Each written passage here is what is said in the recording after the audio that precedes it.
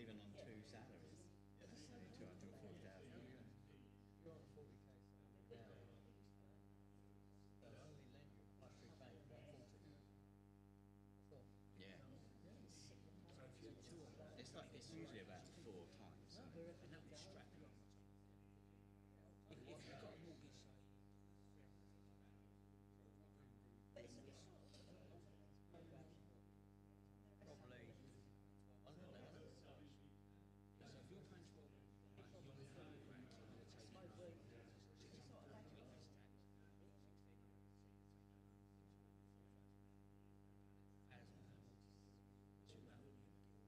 This is it.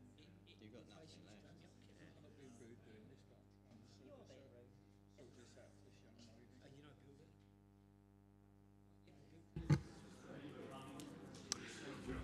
Well, good evening, everybody. It's good to welcome you here. Hopefully you're feeling cool, and but are still hopefully enjoying some of the good weather we're having.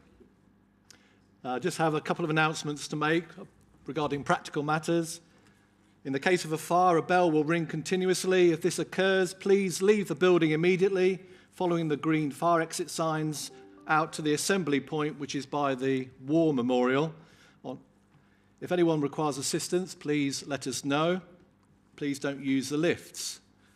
Remain at the assembly point and do not attempt to return to the building until you've been advised that it's safe to do so.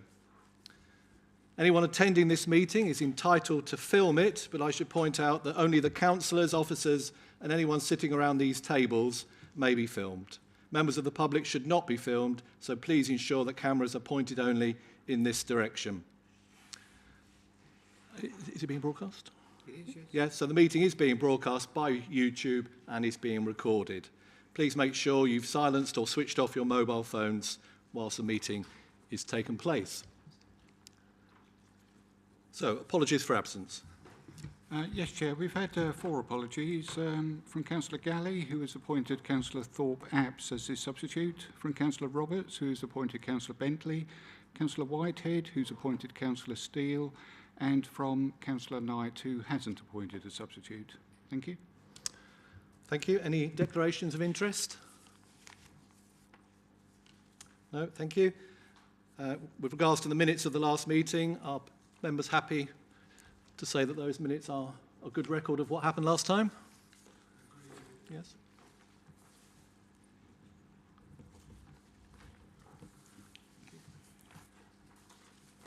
Okay, we now come to public questions.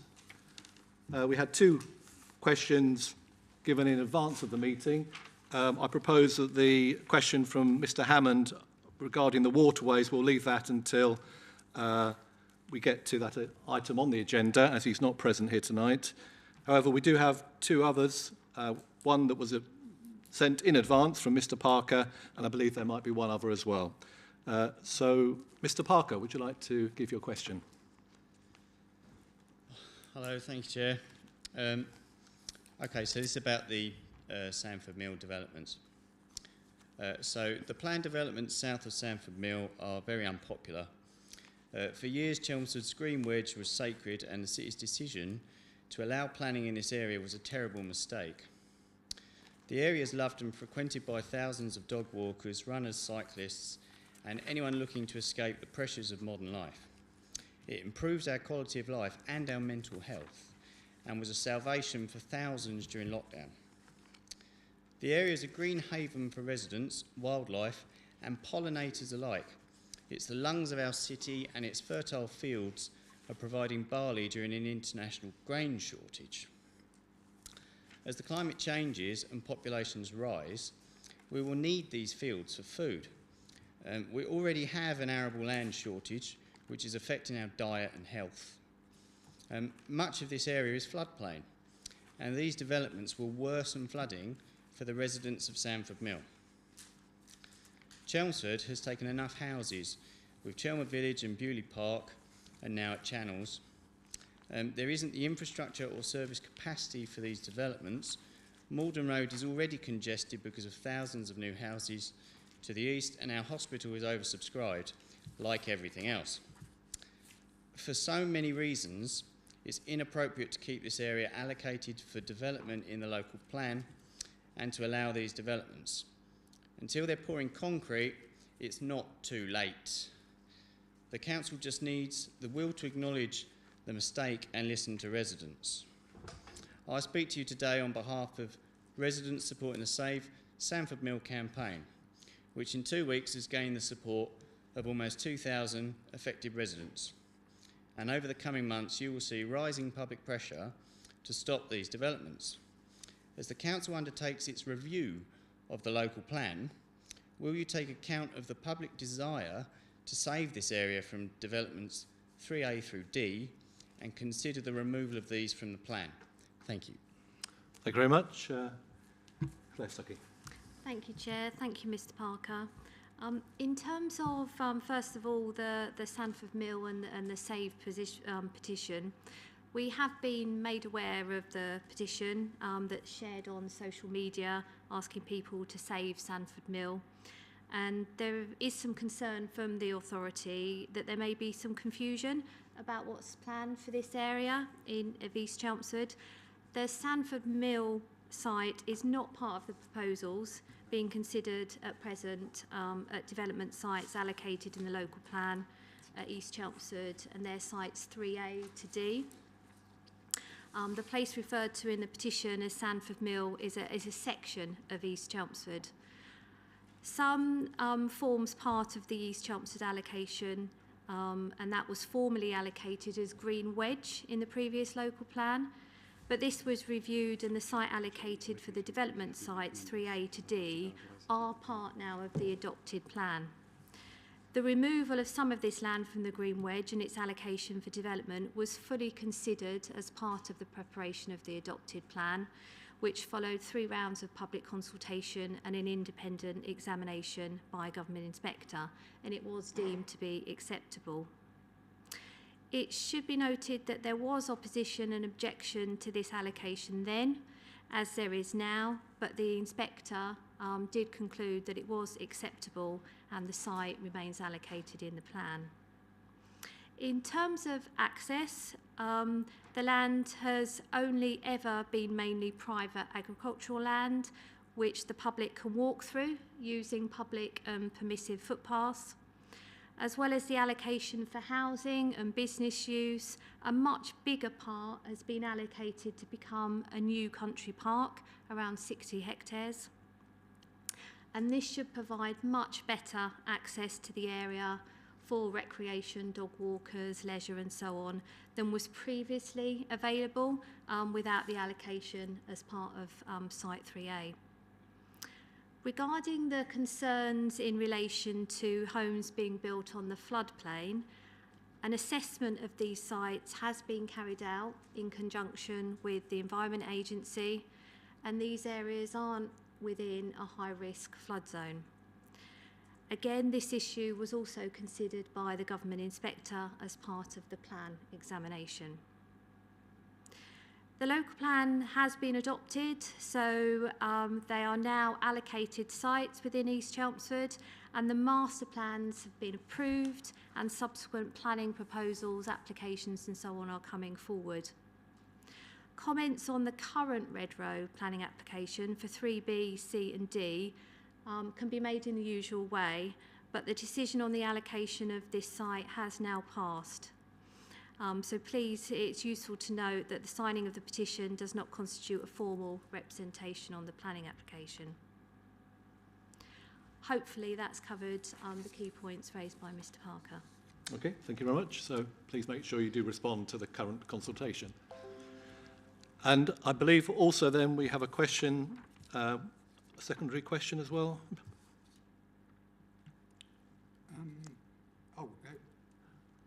Yes, Chair, sorry. From Mr Aldershaw.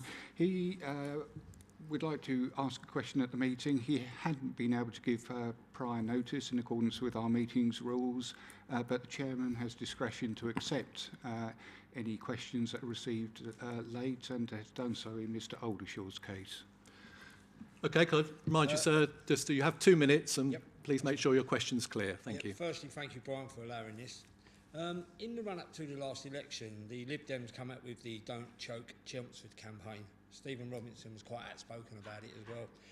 Regarding local planning brought in by the Conservative Party, regarding the Manatee Farm development in the 25th of April 2017, Stephen Robinson stated, Chelmsford roads are at 96% capacity. I believe today's figure is nearer 99. He said, against the Tory party, Conservative Party, yet today's council intends to approve 20,000 new homes. Support our campaign against excessive development. Don't choke Chelmsford. July 2017, again Stephen Robinson, get investment in local transport, schools and hospitals and other services ahead of new housing. May 15, again under the Don't Choke Chelmsford banner. When David Cameron was in Essex, he made a big play of his plan to build more houses. One of his ideas was to drop the requirement for developers to pay towards the cost of new infrastructure. When they build lots of new houses, imagine what that would be like for Chelmsford given how bad things really are. Loads more houses, but no transport improvements to match, no funding for developers, for schools and new doctors' surgeries. This was from the Lib Dems aimed at the Conservative. Since they've come into power, it is the Lib Dems that are doing exactly what the Conservatives were accused of, hypocrisy at its finest. And the one last thing I want to mention is the local plan was passed on 250 homes. I believe they want nearer 340. I'm hoping the council will hold them to the 250. Thank you. Thank you. I don't think there was a question there, the officers to answer. Do any other members of the board wish to say anything in response to what we've just heard? Councillor Pooley. Yes, I'm happy to, Chair, without prolonging this too much. I'm grateful for this coming out into the open and your frustration, Mr. Oldershaw, being vented in a public sphere like this. I think that's better than it being vented on Facebook, better than it being vented in and amongst people that agree with you. So I think that that's worthwhile. And I thank you also for the cordial conversation which we had outside. We're not going to agree about everything, clearly, nor do I with Mr. Parker, as he knows. But it's good that we can communicate as human beings and try to sort out the wheat from the chaff and avoid inaccuracies, avoid overstatements, and avoid treating it on a personal basis. So I'm not Stephen Robinson, clearly, so I'm not going to attempt to answer any of your criticisms of him. And if you want to take those further in some way, then I'm sure anything that we won't say won't stop you doing that. But I don't think it's appropriate for you to expect us here to come forward with an answer to that. Now, in this context, today and here, we're trying to live in the future rather than the past. And we could argue at great length as to, we could underline the fact that it was the Tory plan that included this in the currently adopted local plan, that it was under the Tories that the inspector gave his opinion, which found that to be an acceptable site and the plan as a whole to be acceptable. Now, we did adopt it soon after we arrived in office, that's for sure. Not to have done so would have put ourselves and the council and you at risk of developers ruling the roost, as we, without a local plan, would have been short of sites that we had identified and brought forward as meeting our housing requirement. So that was the decision that we made. You might disagree with it, but that was a decision that we made. The master plan has come forward. As I think was said earlier on, the council is waiting for the planning application to come forward to the planning committee, and that's when a number of things, like the infrastructure problems that you mentioned around highways, transportation, will come to the fore again. One more word about choke Chelmsford. Don't choke Chelmsford. We absolutely agree and we absolutely stand by all of the comments that we made at that time. And that's reflected in this consultation document for the review of the local plan. If you disagree, then please read it thoroughly and please say how you disagree. Because your worries about infrastructure are ours too. And the frustration is that we don't have the scope to insist that the infrastructure comes forward before the development itself takes place. We negotiate hard on that, but we don't have that at our fingertips. So my message is, please let's get our facts entirely right. I'm sure that we never undertook to try to get the contribution of developers removed from the contribution for infrastructure removed from developers. That's just an untruth. So let's get our facts right. Let's focus on the issues, and please, please, please do respond to the consultation, as will others in Great Baddow, as will your parish council. And we look forward to considering those, and that will be in public, as will the next stage of the consultation process, as you'll hear. So thank you. Yes, I can again emphasise, please respond to the consultation, because obviously that's what we're here for, to hear your views. So, okay, anybody else wish to say anything? No? Thank you very much. Okay, let's move on to agenda item 5 then, and this is going to be introduced by Åsa. Thank you, Chairman. Good evening, members. I'm Åsa Pamfilon, Planning Officer in the Planning Policy Team sorry, and the Policy Lead for National Grid's East Anglia Green proposal. This proposal is a nationally significant infrastructure project. Yes, you might need to move the microphone a bit closer. Yeah. Sorry about that. It's a nationally significant infrastructure project, shortened NSIP. As such, it's managed by the Planning Inspectorate on behalf of the Secretary of State. I'm supported here by Ruth Mabbott, who has assisted me and who is leading on Longfield Solar Farm, another NSIP. The purpose of this presentation is to outline the proposal, how it impacts on Chelmsford, and provide a summary of our proposed consultation response. This is also provided at Appendix 1 to the covering report. I will finish by outlining the next steps and the report recommendation.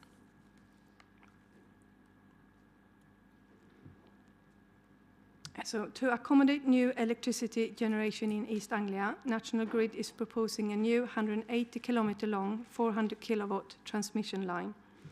The line will connect Norwich Main substation in Norfolk, Bramford in Suffolk, and Tilbury in Essex. It is shown in dark purple on the map. A new substation is also proposed in Tendring. It will connect the 2 proposed wind farms off the coast of Tendring.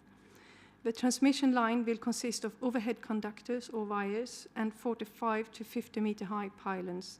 There will be underground cables through Dedham Vale area of outstanding natural beauty. National Grid is consulting on just this one preferred option, which is considered the least constrained option. This route will go through North and West Chelmsford.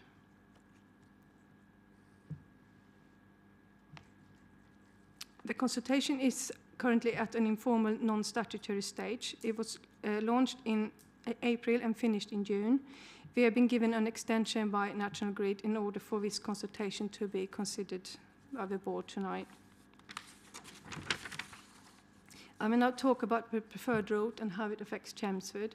This map shows the preferred route for Chelmsford and what National Grid refers to as a graduated swathe. So the darker the area, so the more darker purple it is, the more likely it is to be developed, as less constraints have been identified. But this is indicative only. You can see how the corridor enters our area in the northeast, goes between Great and Little Walton, and then west of Broomfield, Chelmsford and Writtle.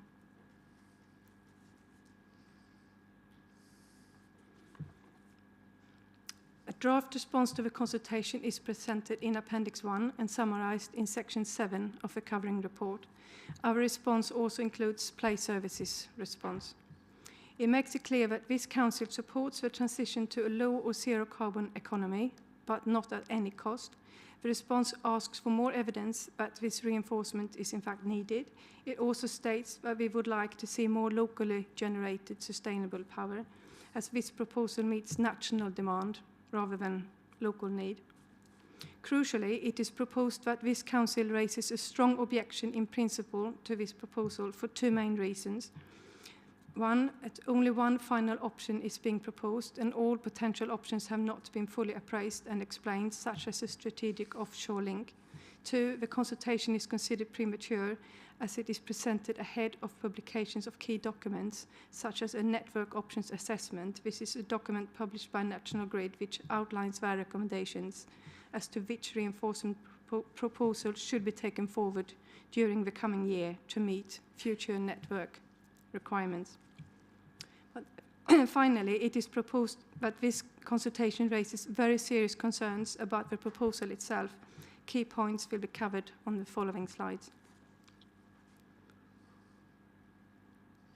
This slide lists some key issues officers have identified. The consultation response states that proposal would constrain future development to the north and west of Chelmsford.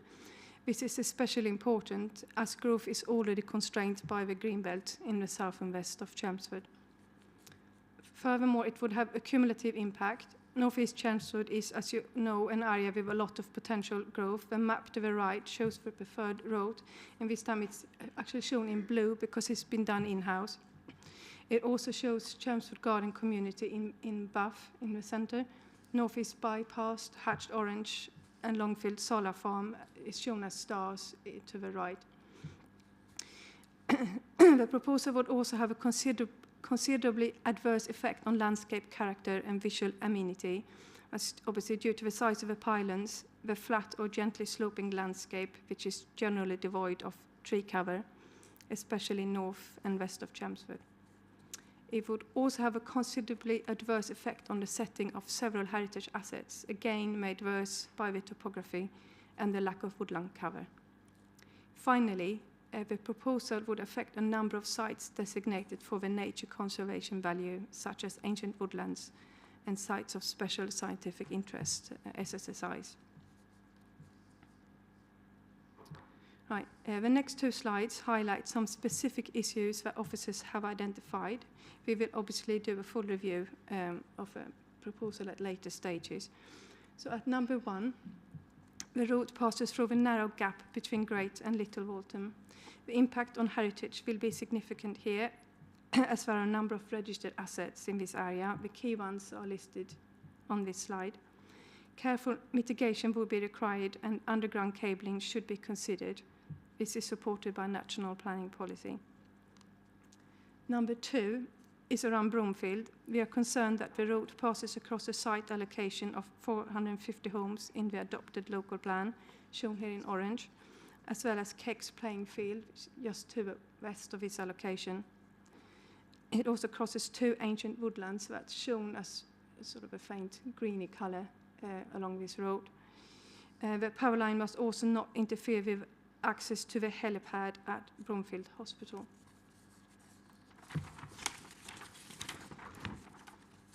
Number 3 is at West Chelmsford. The road passes very close to a site allocation for 800 homes in the adopted local plan, shown in orange. There's also land for recreational use to the west of its allocation.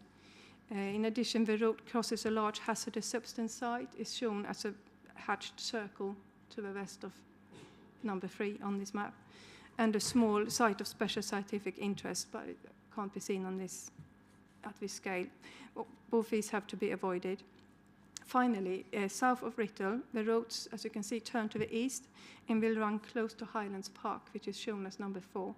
Highlands Park is a registered park and garden with grade 2-star listed Highlands House. We expect careful mitigation in this area to preserve the setting of these assets. Other issues that need to be considered are listed in this table. We need further information to assess the impacts fully, such as impact on the residential living environments. Finally, next steps. As the consultation ended last month, National Grid is currently processing the consultation responses we have received. This will be followed by a formal statutory consultation, which is planned for next spring, which we also will be consulted on. We are a statutory consultee and a host authority, and as such, we play an important role in shaping and assessing the impacts of this proposal. As an NSIP, this proposal has to follow the development consent order process, and an application to the Planning Inspectorate is anticipated in December 2024.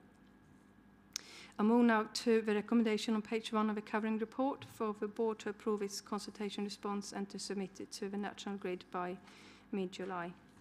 Thank you. That concludes my presentation.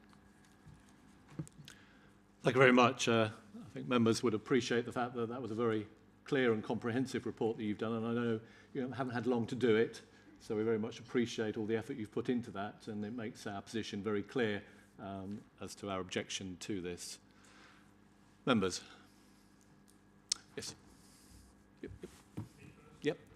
Thank you.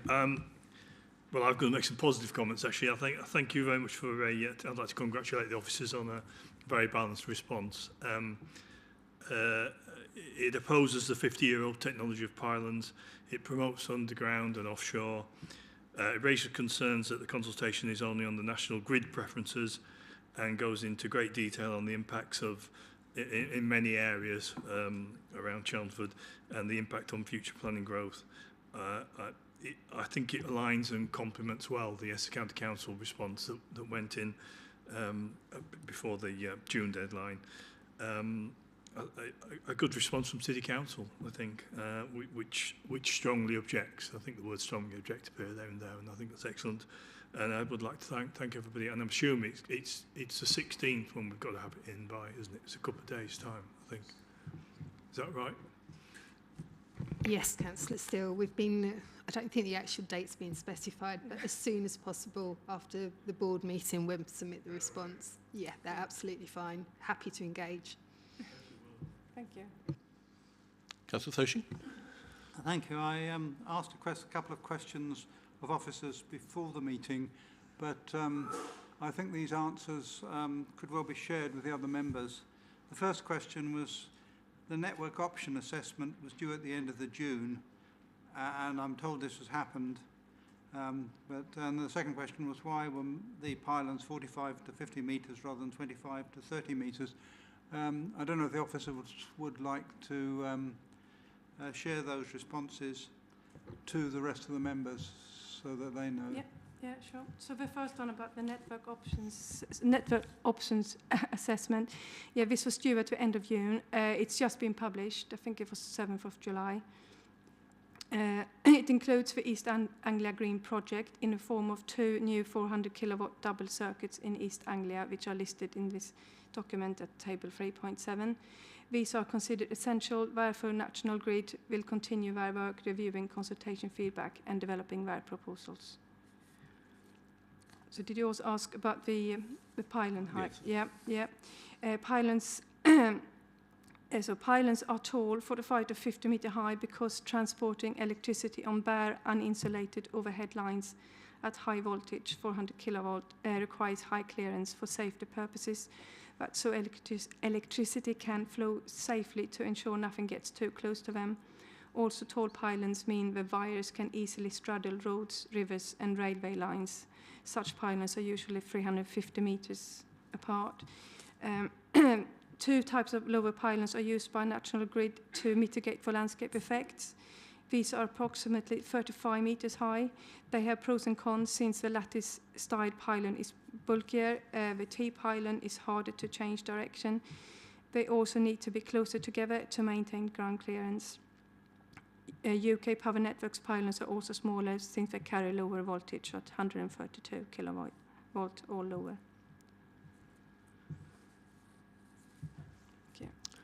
Okay, thank you. Any other questions or comments? Yes, Councillor Clark. Thank you, Chair. I would like to echo your comments about the positiveness of the objection, how good it is. Also, Councillor Steele's words as well, they were very good. It is a very strong report, I feel.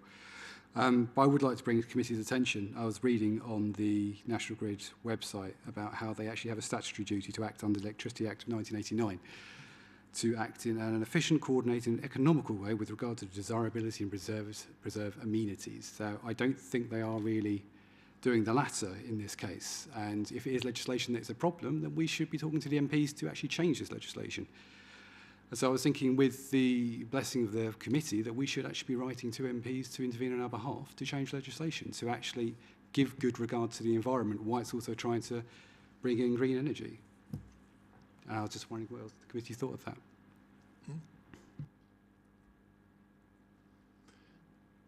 Councillor Pooley? I'm always in favour of writing to MPs, both in favour and against things. I would like to hear the officer's response to that, though, just to make sure that we're being asked to do something which they understand, not that they may agree or disagree with what we're saying, but we're not getting our facts wrong here, are we? I think from as officers, what we would be having to look at is, and what we're concerned about, is the environmental and planning impacts of the proposal. As we know from experience, the costing impacts of proposals are very much applicant developer led, and I think that's probably an independent separate process that we can keep separate to planning. The legislation for the development consent order certainly doesn't really require us to look at costings. It's very similar in respect of Longfield, which we considered last month in respect to the processes. And obviously National Grid will have to make their case to the government in respect of the planning sort of balance benefits of the proposal in addition to their costings. But I think in practice, and from looking at the consultation response and the consultation publicity that they have undertaken, cost is a clear material consideration to the proposals and how they have arrived at this selection of the route and this choice of measures. I don't know if anyone else has got anything to add to that.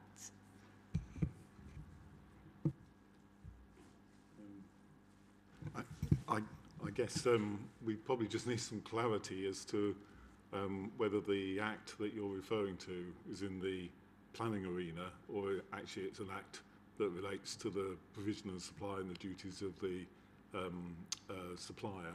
And I think, you know, without probably a bit of full warning of that, we probably don't know enough about what you're talking about, to be honest.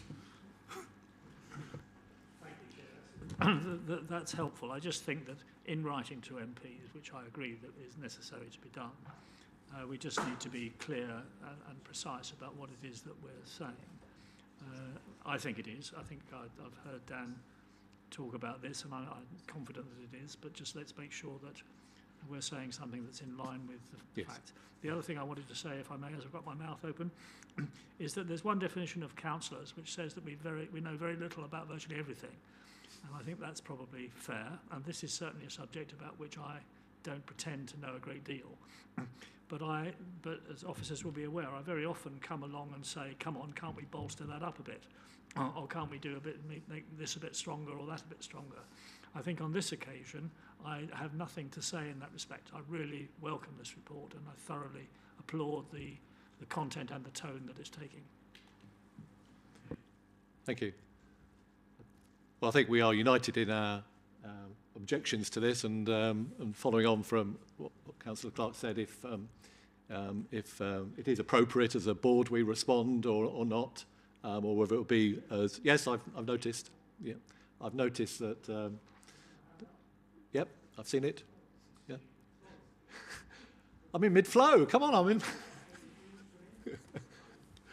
But yes, we will respond. You know, to our MPs, either, you know, I don't know whether it would be as a council or as a group or whatever, but I'm sure we will make that response. Councillor Bentley. Thank you very much. I just echo what other members have said regarding the proposed response to this from the council. The only thing that I would kind of a bit curious about is why consideration hasn't been given to using the Bradwell Power Station infrastructure, which would be due for an upgrade anyway if Bradwell B goes ahead. So, I mean, that would require running offshore cabling to Bradwell, but it would at least use what's already there. And as a resident of South Woodham Ferrers, who already has a huge set of pylons running adjacent to the current town, and is about to get another 1,500 dwellings placed either side of the pylons. I sympathise with people who are living elsewhere in the district. Thank you. Well, again, it might be still, I know obviously we're hearing that it's the amount of electricity they want to send down these cables, that, whether, you know, I'm not quite sure if that's the same argument that applies to the Bradwell situation or, you know, not, but clearly they are trying to send a lot of electricity. On the Bradwell situation, I was briefed at a presentation on the proposed Bradwell scheme saying that the power cables for the old nuclear power station were completely inadequate would have to be replaced by new ones, whether they would, I can't remember whether they planned to go past South Wooding Ferrers or not, or any other route, but they were totally inadequate. They aren't 400 kilovolts or whatever. They're something much smaller. Thank you. Mr. Chairman, can I just reply to that? Yeah, that is very true. That is what I'm trying to say. They are going to have to upgrade, and they're planning to use the same route, which is why there had to be a change to the master plan for our development site, because they had to move the distance from the current back further, just to make sure that it was okay for the new pylons and cables that they're going to put in. Yes. Councillor Massey. Thank you. Heaven forfend that I should disagree with Councillor Bentley. But if the National Grid adopted an offshore route around the coast to Tilbury, it would go past Bradwell and would avoid any new pylons in South Wooding Ferrers or anywhere else. I think this is a case of what people are protesting about in West Chelmsford now. We may have dodged this bullet, but there's going to be another one coming soon for us.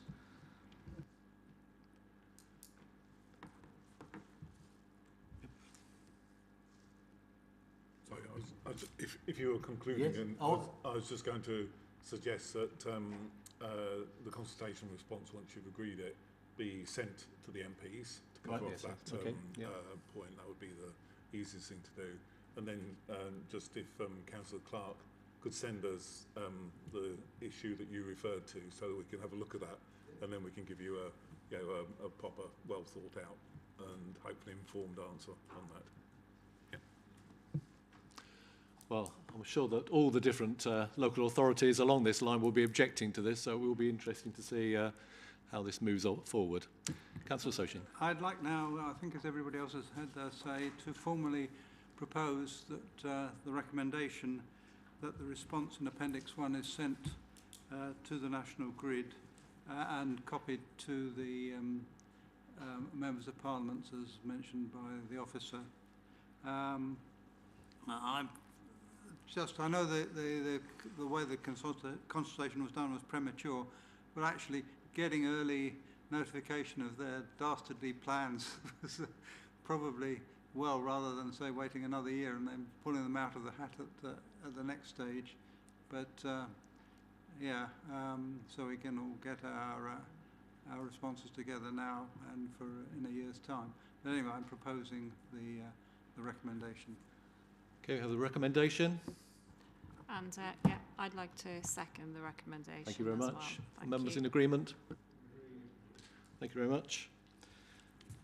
Okay, we move on to agenda item 6 then, the review of our adopted local plan. Saki. Thank you, Chair. The purpose of this report is to present the review of the adopted local plan issues and options document and to seek the board's approval to publish it for public consultation starting next month. The report also provides some information on the Integrated Impact Assessment, or IIA for short, which will support the preparation of the review plan. The government requires all councils to review their local plan.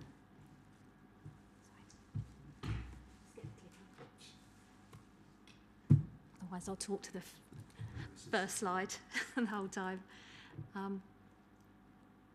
Here we go. So the government requires all councils to review their plan every 5 years to ensure that it remains up to date and continues to meet changing needs of local areas. As we adopted our plan in May 2020, we need to review it by May 2025, and so the process is beginning now. Given that the plan's only 2 years old, much of it does remain up to date. It's relevant still, and it's performing well. So many areas we don't anticipate will require more than very limited updates. Some parts, however, we do acknowledge will require some strengthening or adjusting, and that's to reflect things such as new legislation, updated national planning policy, for instance. We had a new NPPF published in 2021, and then other national planning policy guidance that's been published since the adoption of the plan. We'll also need to reflect updates to the Council's technical plan evidence base, and of course changes to Council priorities, plans, ambitions and aspirations, particularly around the climate change emergency. And we also need to meet the development needs of Chelmsford, including homes and potentially new jobs within the new plan period, which has been extended from 2036 to 2041. And that was agreed when the Council approved the new local development scheme at its meeting of this board towards the end of last year. That said, the review process is only expected to result in a partial review of the adopted plan. We're not envisaging or planning to do a whole-scale plan replacement.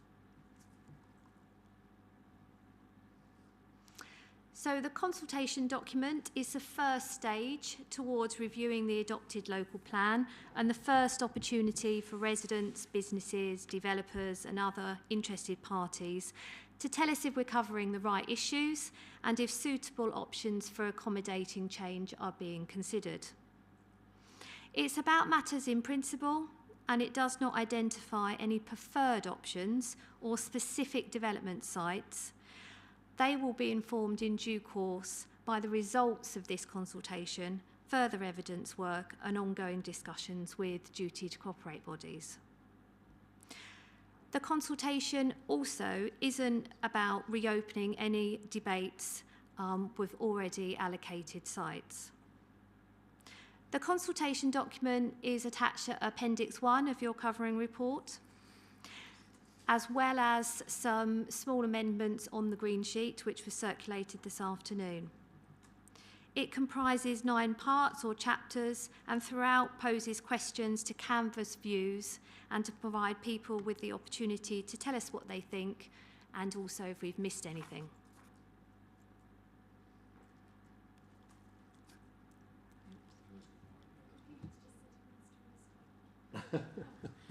Oh. We'll pause for a moment. We wait for the computer. Is it just frozen? Oh, okay. That might not be ideal. I'll carry on then if you're happy. That's fine. Thank you, Laura. Part 1 of the consultation document provides information on the background to the review and explains why it's not necessary to produce a complete new plan. Part 2 outlines the changes that have taken place since the local plan was adopted and some of the challenges and opportunities that the review will need to respond to. Parts 3 and 4 present an updated draft vision and refined draft strategic priorities, which have been strengthened to better reflect local priorities and Chelmsford's challenges and opportunities. The vision is also proposed to be much simpler and has been aligned to the Council's new corporate plan to make it easier to use. Using the adopted strategic priorities as a starting point, these have been revised and grouped into themes, so the links between them are more clearly demonstrated. I did have these on slides, so apologies, but there's more information within the consultation document itself. Part 5 of the document talks about the proposed strategic priorities and how they're addressed at the moment within the current plan policies, and then where necessary puts forward some ideas and areas where they might require strengthening and refining. And this also includes some areas for some new policies that we might want to explore as part of the review. As mentioned, a key requirement of the review will be to make adequate provision for new homes and jobs to meet needs to 2041. The consultation proposes the review plan provides for around 1,000 homes per year, or 22,800 new homes in total up to 2041. And this is based on the government's new standard methodology for calculating local housing needs, which we must follow, and a 20% supply buffer to provide flexibility in the supply of housing sites, and also to significantly boost supply in line with national policy. So adopting this approach and deducting existing supply, things like completions and permissions, would mean that the review plan would need to find new sites for just under 8,000 new homes. 7,966 is presented in the consultation document and is on the slide. However, there's two important things to note. These would be in addition to allocations already within the current plan. We're not looking to replace those. And secondly, this figure will be refined and informed by further work, including additional evidence base that we're about to commission. And that will help to decide whether that figure is appropriate or might need changing. In relation to jobs, we're not quite there yet in terms of how much new employment space we might need to provide for. And a study has recently been commissioned to feed into the preferred options or the next stage in the review process. Part 6 of the consultation document goes on to suggest some minor revisions to the spatial principles and to consider different types of locations outside the green belt where new site allocations for the homes that we've identified and possibly new employment space could be focused. These are on the screen and cover areas such as growth in urban areas of Chelmsford and Southwood and Ferrers through new allocations, and these could be on the edge of settlements and previously developed land. Expanding some of the larger allocated sites in the adopted plan, which are being built or planned for now. Growth along transport corridors, development at larger villages and a new large settlement. This then leads to the presentation of 5 spatial approaches for how growth could be distributed. These build on the existing spatial strategy, which is working as intended and remains relevant. The approaches all set out the same amount of growth but use different elements of the locations outlined on the previous slide and have been carefully scrutinised for their impact and contribution to sustainable development. The consultation document explains that the eventual preferred approach will be informed by more consultation and more evidence gathering and may not be one of the 5 listed on the screen within the document, but a combination of the most sustainable and deliverable elements.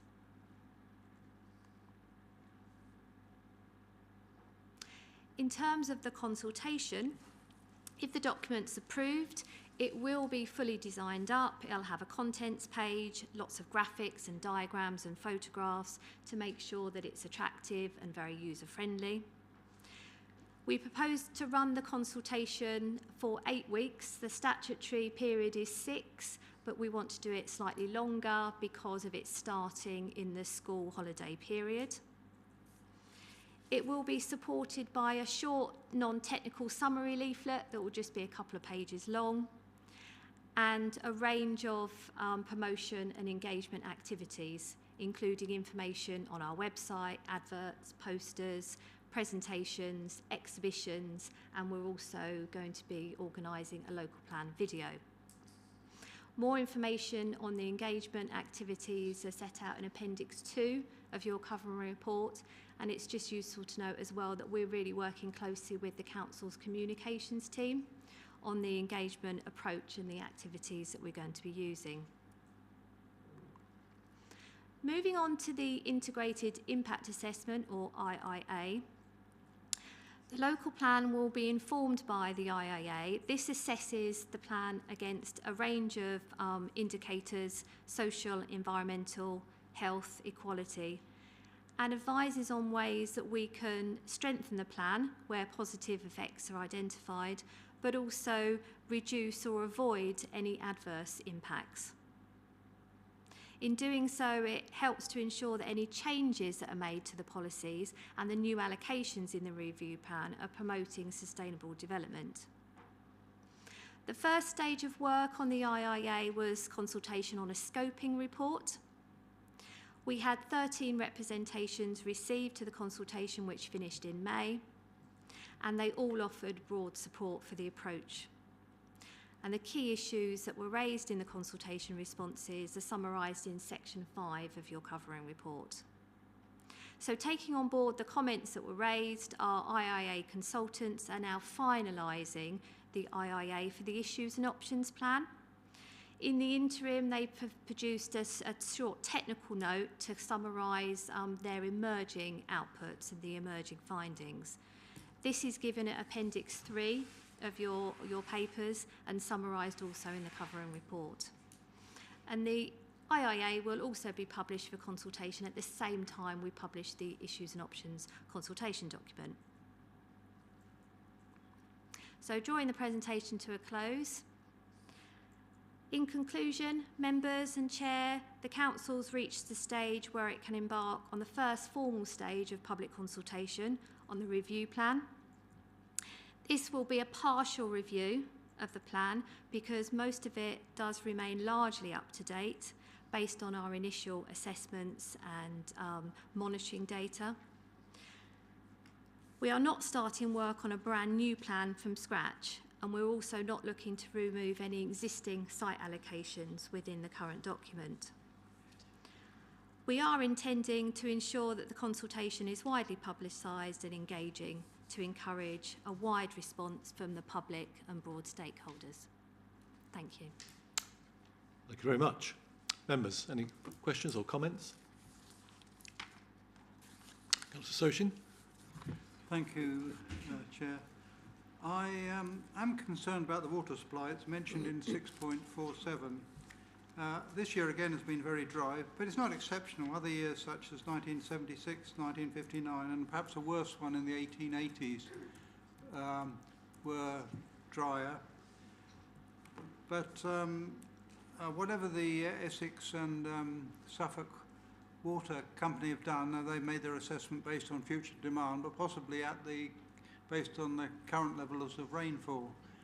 And I think in future, as the plan goes on, not necessarily for this options and issues report, but thinking, say, in the risk assessment of Essex becoming a semi-desert with rising temperatures and maybe the same rainfall. But that's something that bothers me. Thank you, Chair. Wish to add anything? Yep. Yeah, no, happy to reply to that. Thank you, Councillor. Yes, so Essex, as you probably know, has been identified as an area of water stress by the Environment Agency. So it's a really important aspect of the plan that we make sure that water resources are managed efficiently, not just in Chelmsford but throughout the county as well. Current building regs require that water consumption in new homes doesn't exceed 125 litres per person per day. Our current plan policy stretches that a bit further to require no more than 110 litres per person per day. So we're already requiring tighter standards, and we control that through planning conditions on applications. Through the review plan, we're also proposing to explore setting a framework to reduce water use and promote water reuse where possible. And that's to reflect the county's water management cycle strategy and water resources regional plans. Our own evidence base in the form of a water cycle study, that is going to be refreshed, and that will form an important part of the evidence base to determine appropriate options for development, where best to locate it in respect to water and conserving water. And it'll also include some recommendations on how we might be able to strengthen or enhance our existing policies as well to address this issue. And then finally, just to add that the Integrated Impact Assessment, or the IIA, also covers that as an indicator. So all aspects of the plan, including potential sites, will be assessed on the basis of water resources as well. Okay. Councillor Massey. Thank you. I'm going to be really parochial now. I'm sorry about that, but that's what I was elected for. I've noticed on page 84 the summary of spatial approaches 4 out of the 5 options include 500 homes in the area north of Southwood and Ferrers. That's an area I have some interest in. Where? We already have a master plan designed and ready to go, which fits the topography of the area. Are you going to increase the density of the housing already, or are you going to? Is there going to be scope creep?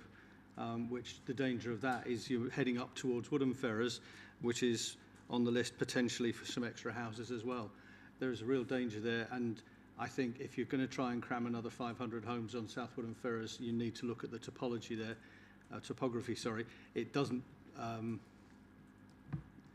accommodate another 500 properties, and there's also a danger that Malden's emerging amended local plan is proposing a further 1,500 properties abutting the development at South Woodham. We haven't seen any evidence of new infrastructure and roads for there. The railway on the Dengie is already at capacity, and as I'm going to be really parochial, but there's a danger there. And just in passing, the new strategic settlement at Hammonds Farm would become another urban island like Southwood and Ferrers, and I suspect would require a new junction on the A12. And just as a guideline, the junction 7A on the M11 cost £80 million, which is about £20,000 per property. Finally, on the green sheet that came out this afternoon about the sexy new modes of transport like electric scooters and things like that, that's great in contiguous Chelmsford, but in an urban island like Southwood and Ferrers, they're no good. And at Hammonds Farm, I think you'd be out of range of electric scooters. So if you amend that page to say it supports contiguous Chelmsford, I think you're getting close to it. But we have an urban island down there that is not contiguous. Thank you. Thank you. Thank you, Chair. Thank you, Councillor. In terms of where the new sites could go, at this point in the time, the spatial approaches presented in the document are based on our initial evidence, including the call for sites data. So there is land available in the areas and the locations that we propose for all of the spatial approaches, but we haven't got to a point of selecting any. That will come at the next round of engagement through the preferred options. But the spatial approaches we consider are realistic in the sense that land is being promoted in those locations. And we've looked at where new housing is coming forward, so north of Southwood and Ferrers, east and west of Chelmsford, because these are allocations which are advancing at the moment, and there could be potential through additional land that's promoted around them for them to expand. That's why it's in the consultation as a possible idea. And we do need to make sure, because we're at the very earliest stages, that we're looking at all options and presenting as many options as possible that we consider are realistic. If we don't do that and we don't provide reasonable alternatives, we could be criticised later on by the planning inspector for narrowing our focus too soon. And we want to flesh out through the consultation process what others think about the locations on offer, and there may be some others that come forward as a result of that process as well. In terms of Hammonds Farm, that is identified at this point in time because that is the only large freestanding settlement that's being promoted through the land availability assessment and the call for sites work. There could be others that come forward following this consultation because we are running a call for sites alongside the consultation process itself. No decisions, as I say, have been made, and we haven't put any lines on plans, so we're not at a point of saying it could be here, it could be there. But again, it's another reasonable option that's come forward to us that we need to test at this point in the process. In terms of the green sheet, apologies for that.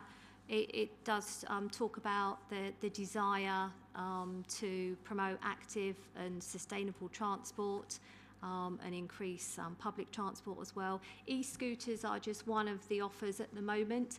And you're right, as part of the current tier trial, there is a zone of influence which doesn't extend as far as the Sandon and the other side of the A12. But that's just a pilot project at the moment, and it could well be, who knows, following the government's appraisal of all the pilots, that could be widened out further. Or we just don't know at this point in time. But it's one of the active travel, sustainable travel offers that we could explore potentially in the future. Sorry? Good luck taking a scooter to Woodham. Sorry, I was just going to say, and it may be in the future that there are pockets, if the government want to roll out e-scooters more broadly in locations, then it could well be that there are areas and zones of influence around towns, around cities as well. So there's a potential to use that as a way of an incentive for people not to use a private car as much.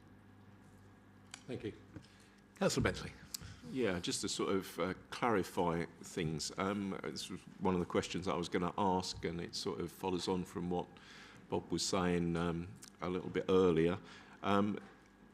You talk about 500 extra houses in South Woodham, and I was curious to know whether that 500 extra houses is 500 that we're expecting anyway, on top of the allocation for the last local plan which has been adopted, or is it 500 more than the master plan set out when that was adopted?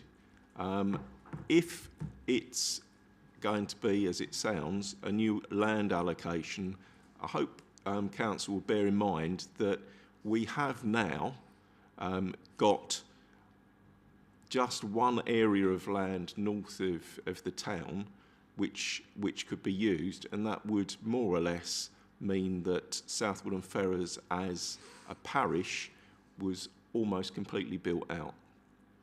So have you got an answer? Yes, thank you, Councillor. So the figures within the consultation document are in addition to anything that's coming forward at the moment. So it would be in addition to what's in the adopted plan or the master plan. But I just wanted to stress again that this is just at consultation stage. We're focusing on broad locations rather than particular sites. Although our locations, we feel, are based on the evidence at the moment that there is land available in these areas, we're not homing in on any particular sites. That's many months away, and we'll follow lots of further work and the outcomes of this consultation. We'll only start to look at sites when we've completed the next call for sites process and in this round of consultation. And they'll also be supported by much more evidence gathering to look at impacts in terms of heritage and landscape. So we're asking and focusing on broad locations, the principle of maybe expanding some of the allocations in the current plan that are coming forward, the principle of maybe looking at a new self-standing large settlement, the principle of maybe looking at growing some of our villages, the larger ones and maybe the smaller ones. We're not focusing on particular sites at the moment. If the broad spatial strategy is one that we can get views on, we can then look to see what sites might best fit that and work best in terms of sustainability testing. Thank you. Yes. Thank you, Mr. Chair. I did have some other questions as well, or comments. You know, it is a very sort of lengthy document. I've not been able, in the time that I've had to read through it and all of the other stuff for tonight, but you talk about there being a short summary. Is it possible to have something that is not a short summary, but something that is like a Reader's Digest version, which cuts a lot of the stuff out that's sort of padding, really, to use probably an insulting word, but that just gives people sort of not such a long read, because, I mean, they'll have access, presumably, to the full document anyway, but just something that's sort of not a simple sort of summary, but has more content, but not the full content, which is quite a challenge. So that's just a comment, really. I'd like to ask if on page 10 of the consultation document 1.18, it gives the timetable for the consultation. We would suggest that council gives 6 clear weeks outside the summer vacation. I'm talking we because it's sort of Councillor Roberts and I have sort of discussed it. Simply so that residents and parishes are able to engage properly in it, and also statutory consultees, because many local councils don't hold meetings during August, and other statutory consultees may have key personnel on vacation. So it just gives 6 clear weeks for consultees to actually spend the time that they need to go through what is a fairly lengthy document. A suggestion is that it starts on the 18th of August and finishes on the 13th of October rather than what is there at the moment. Do you want me to do one question at a time? Yes, I think so. Yeah. Thank you. In terms of a document that's a bit more than a summary, I think that's something we can have a look at, although we do routinely publish things like FAQs, and they can be adapted and tailored during the consultation process. So if we're finding that certain comments, queries are coming up, we can add to those FAQs and expand them. But they're often a really good way of providing a bit more detail about the key topics and areas covered within the plan. But it's something that we can have a think about to see whether it would supplement the summary leaflet. What we've done in the past with the non-technical summary leaflet, it tends to be double-sided A3 that you fold, and that's really great to give people at exhibitions or whether you're handing them out at train stations and things. And that we find works quite well because you can capture quite a lot of the key points within that, but also there's signposting then to where people can get either the full consultation document or speak to an officer or see the FAQs. But it's something that we'll have a think about. In terms of the consultation dates, although not a full 6 weeks, there will be 5 weeks which are completely outside the school holidays. And we are extending it to 8 weeks to make that allowance for people just to have a little bit longer or might be away on holiday. If there are any town or parish councils that will struggle to achieve the deadline because of committee meetings and where they fall, we're very happy to speak to them and to see whether we can come to an arrangement in terms of extending the consultation for them. The only danger of pushing it further back is that we were already slightly delayed. We were hoping to launch the consultation before the summer, but that was pushed back because of the unexpected local elections. So the more we kind of push it towards Christmas, the more impact it potentially has on our overall review timetable. And we then start to be having to report much further into the new year. So that would be nervousness on officers' part in terms of pushing it back further. Thank you. Thanks very much. I just want to suggest that maybe that's made clear to parish and town councils that if they're struggling, because we'll probably be struggling as we've got probably the planning applications for the site to deal with as well, which is going to make a very heavy period of time for our councillors. On page 11, 1.25, Just a question, is there a link to the portal that you mentioned there, or could one be put in? Yeah, no, absolutely. What you're being presented with this evening is very much a Word document. When we produce the desktop published version, we will make sure that it has all the relevant links to the consultation portal, to our website, to other documents, etc. So certainly we'll make sure that that's very clear and obvious, and that will be included. 2.26 on pages 16 and 17. Presumably after tonight, the national grid will have to be added. Is that the case? Could you repeat that? Sorry, the national grid? Yeah, 2.26, pages Yeah. 16, 17. Is it? Oh, sorry. Apologies, I was reading it very quickly.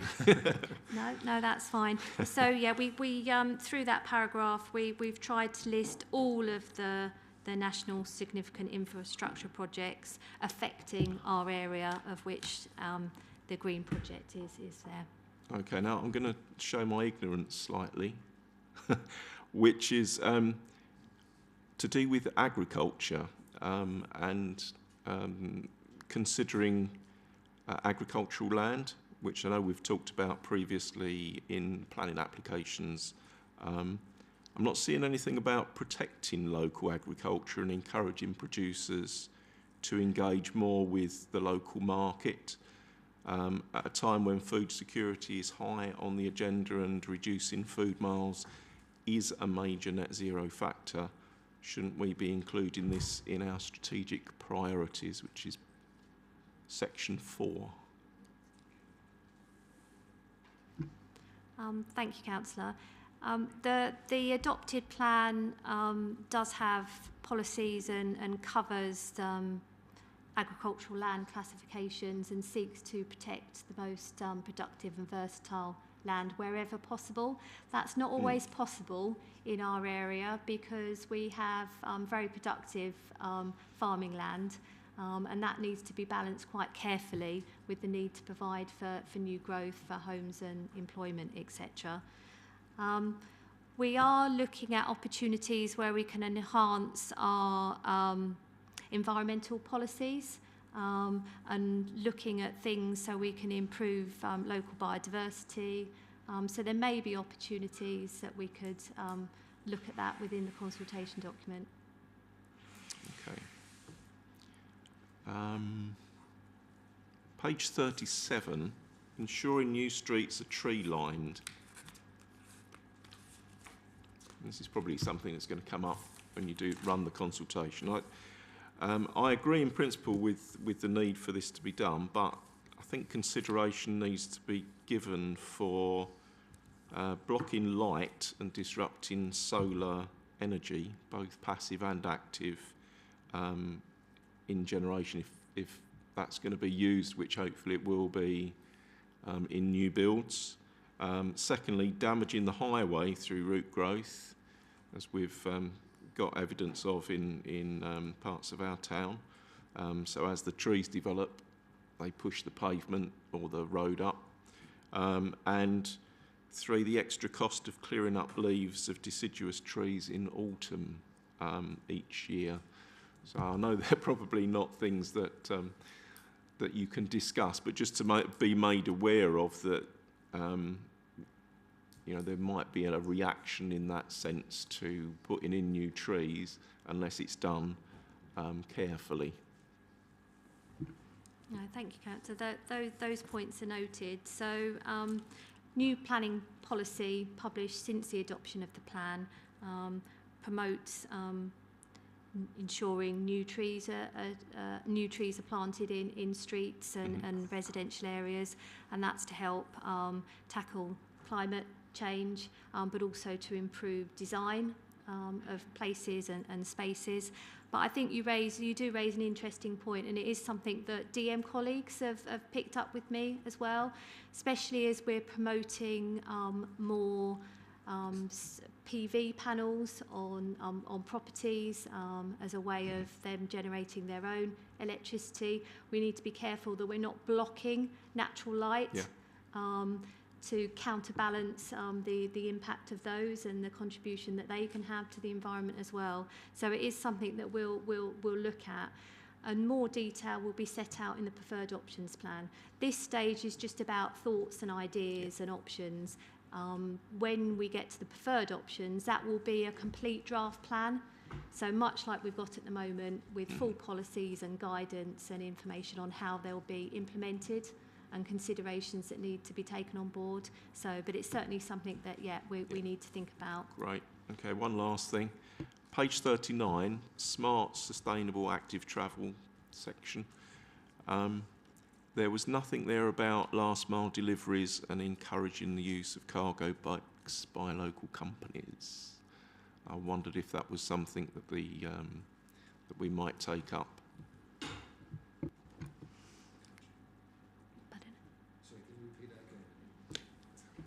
Yes, last mile deliveries. Using cargo bikes rather than vans around urban areas.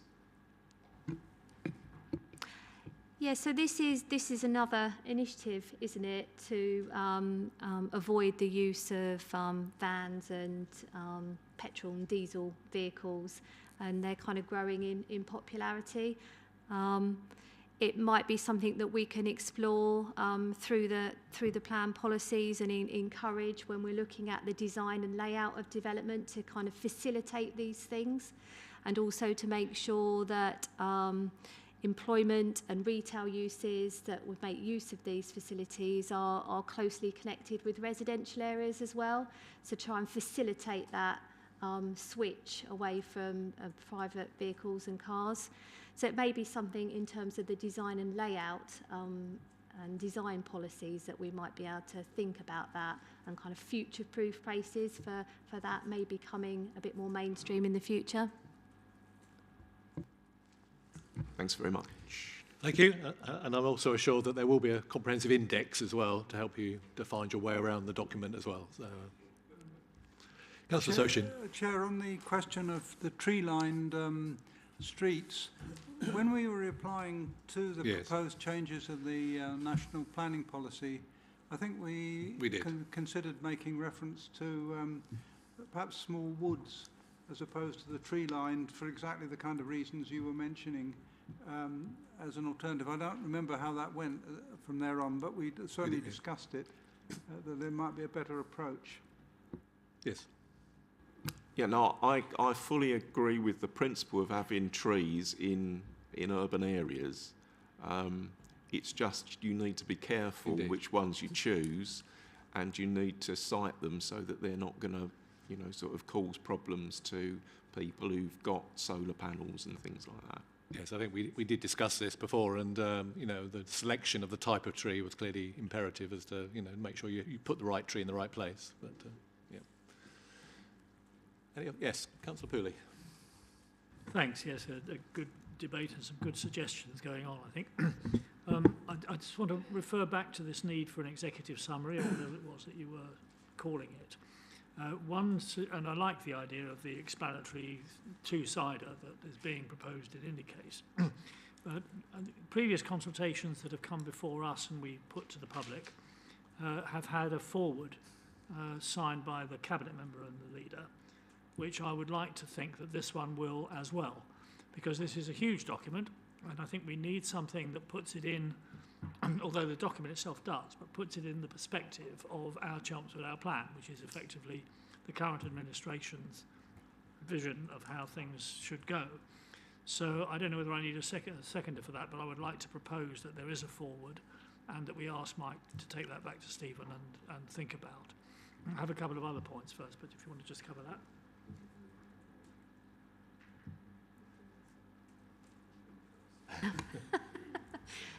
Just picking up, going back to the point about the something a bit more than a short summary, non-technical paper. We will be organising a series of exhibitions. Yeah, some of them will be face-to-face, physical. Some of them we'll also be supplementing that with virtual exhibitions. And we typically in the past have had maybe 6, 7 exhibition panels, which kind of, again, summarise in a bit more detail than a summary leaflet, the proposals and the ideas that we're testing for consultation. And we do routinely make those available on our website. And they're somewhere in the middle, actually, between the full consultation document of 100 pages, the non-technical summary of maybe 4 pages. This is somewhere in the middle of maybe 8 to 10. So that's maybe one way. We could put like a cover and introduce those to provide a bit more information.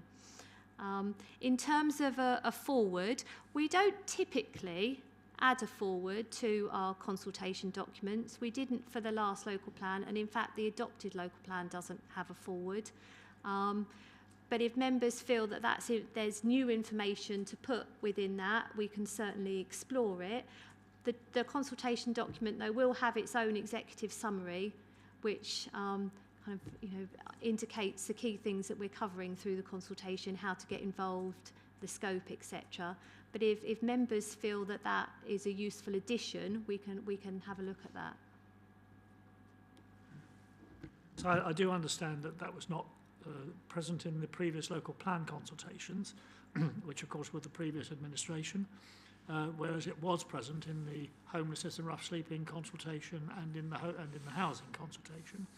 And I thought it was welcomed, in fact I'm sure it was welcomed by people, just as something which put what was going on into an even briefer perspective. So I would like to propose it. Can I just add?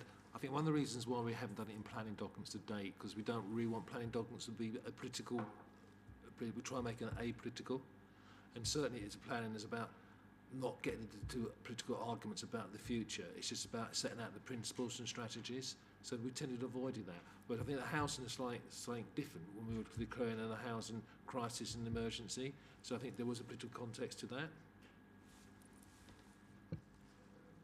Chair, through you, I'm sure that Mr Green will have the opportunity to vet whatever it is that's proposed. Okay, do members have any objections if a forward is put in, just setting out the vision for the document? No? Okay, Councillor McCrory, if you're happy to do that, we'll come up with something. Yes, I can do that. I can take that away. Yes, and then obviously officers can check that it's not, in any way overstepping. I do take that point very much. I mean, I think that we bend over backwards to try to make the majority of things that we do based on consensus, and in the context of the local plan, that's a legal requirement in terms of the planning committee, at least, if not in terms of this committee. So I am conscious of that. Can I just go on to make 2 other points? First of all, in the context of the evidence that was going now to be sought, am I right in thinking that that includes the next intended strategic market assessment, SMAR?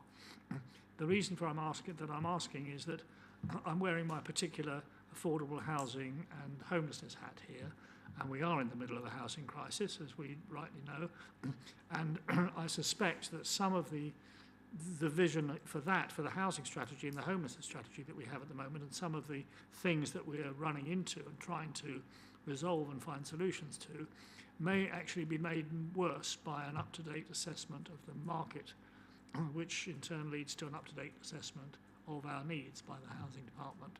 So the question was, is the evidence base that you referred to coming online with that at some stage during the process? And the final point I wanted to make was to welcome the additional wording to the transportation side of things. There is a lot of work which has been going on in the County Council and here to try to see what the future might be for sustainable transportation. And there is a certain amount which the local plan can do in that respect, as Claire has correctly outlined.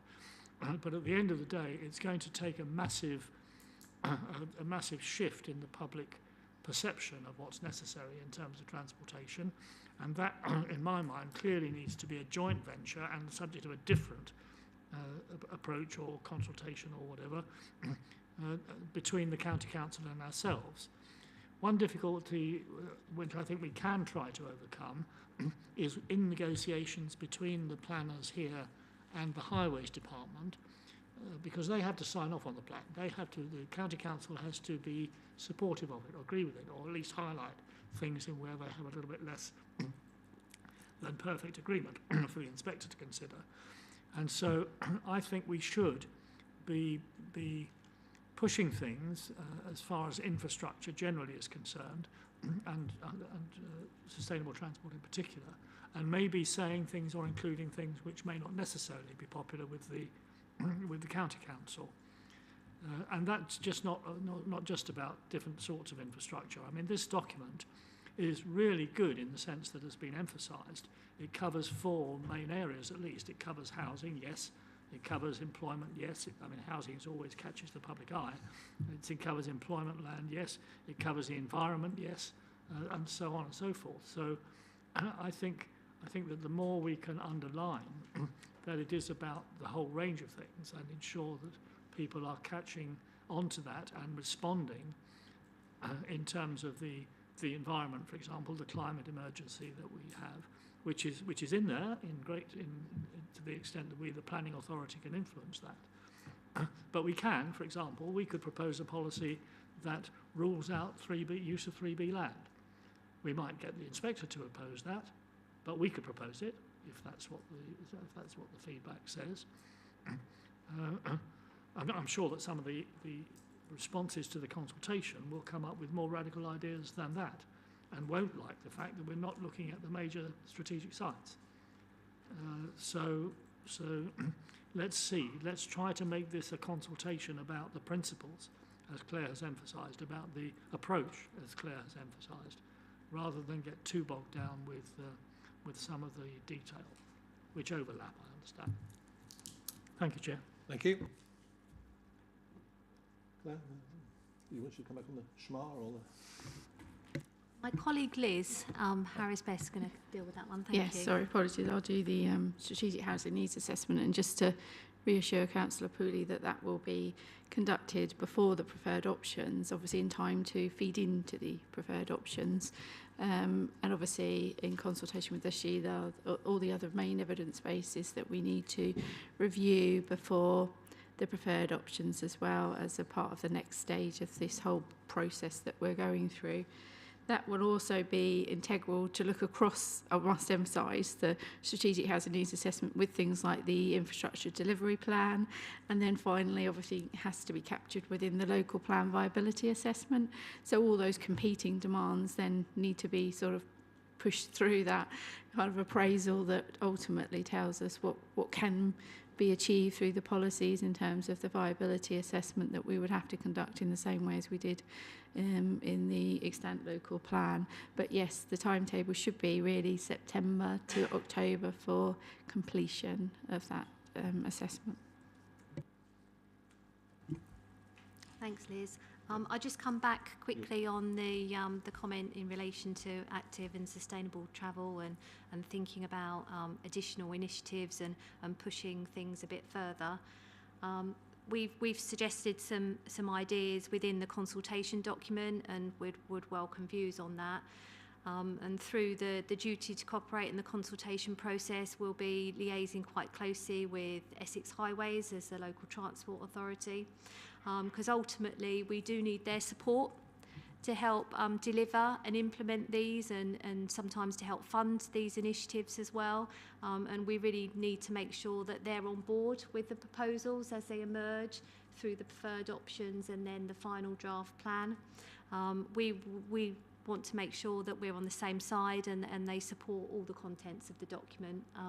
We wouldn't want to be going into an examination without them being fully behind the plan as well.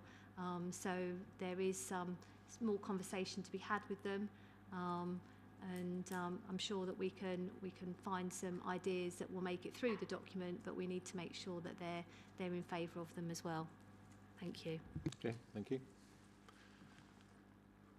Yes. I have a question about the rollout of the consultation plan from a local democracy perspective. I'd be interested to know whether you have any targets in terms of the percentage of residents you want to speak to, and also whether you have sort of a target number in terms of responses that you hope to receive back. Thank you. We want to make sure that the consultation's really engaging and we reach a really broad audience, including maybe members of the public that perhaps haven't engaged before and been involved with the local plan. And that's why we're working very, very closely with our corporate communications team on the engagement activities and the approach that we use. And as part of that process, we are looking at some metrics that we can measure. So things like hits to our website, numbers of consultation responses compared with previous stages of engagement. So we are looking at how we can monitor that and improve that as we go through the plan making process, certainly. And that's something that we're speaking to our communications team about. We are also for the first time trying to use a virtual exhibition space online. We've learned through some of the other people through COVID pandemic, like Essex used it, and we're just about purchasing the model. And a part of that is to expand actually our content out there, and hopefully we'll, you know, part of that business case was that we will extend the number of people we contact. So we all want that, but to say we have got targets, we want to really get as much as possible out there. Councillor, okay, fighting over it now. Councillor Walsh. Yeah, thank you. Thanks. I just had a question on the National Planning Policy Framework update, which is due in July, and the report says that it's unclear what status this document to be released in July will have regarding the current plan making. Is there a risk that that might be delayed, and a risk that a change may come through after the consultation period has started in August? Thank you. Thank you. Thank you. So it was initially announced there would be an update to the NPPF in July. That statement was then withdrawn. It was an error, and what the government did in fact intend is for a document that sets out intended changes to the NPPF, not the actual changes. Whether that is still going to be happening now, we don't know, given the changes with central government. But I think there's always a level of risk with plan making that things can change in terms of national policy. You can get ministerial statements without much notice. Typically for more major changes, they do tell you in advance, but there's always that kind of low-level risk of things changing. And I think what we would say is that we're very mindful, we'll remain quite agile in our approach to take on board any changes and new approaches and policies, requirements that come through from government. But at this point in time, we don't feel that risk is high enough to pause work on the review. We think that should still go ahead. The government haven't said to authorities to stop or wait, and we've still got the requirement to complete our review by May 2025. For more major changes to the planning system that are proposed in the Levelling Up Bill, at this point in time, again, we don't know what that might finally be and when they might come into effect. But typically, for the more substantial changes, the government do introduce some transitional arrangements as well to kind of help those authorities that are in active plan-making stages. And those that are really advanced don't always necessarily have to adhere to the new rules. There's a period of time in which they can do that. But going back to your original comment about the new NPPF, that was an error, and we're just anticipating still that there'll be a statement on the types of things they want to change within that national policy framework, rather than a new version or an updated version. Councillor Bentley. Just a very quick one. The document, I believe, says that hard copies will be made available at a cost to residents, but they will be available here in the lobby, I guess. Is there a plan to put them into Essex libraries as hard copies as well? No, you're absolutely right. So we do make paper copies available, and we do provide a charge, but that's to purely cover the cost of printing and postage. And we have found over recent years that we get very few requests for paper copies. These days we print far, far fewer. Many more people are willing and able to have a look at the consultation documents online. You're right, we will, and we do have an obligation to make paper copies available here at the Customer Service Centre. We have to put deposit copies available. And sometimes in the past, we've put copies in libraries.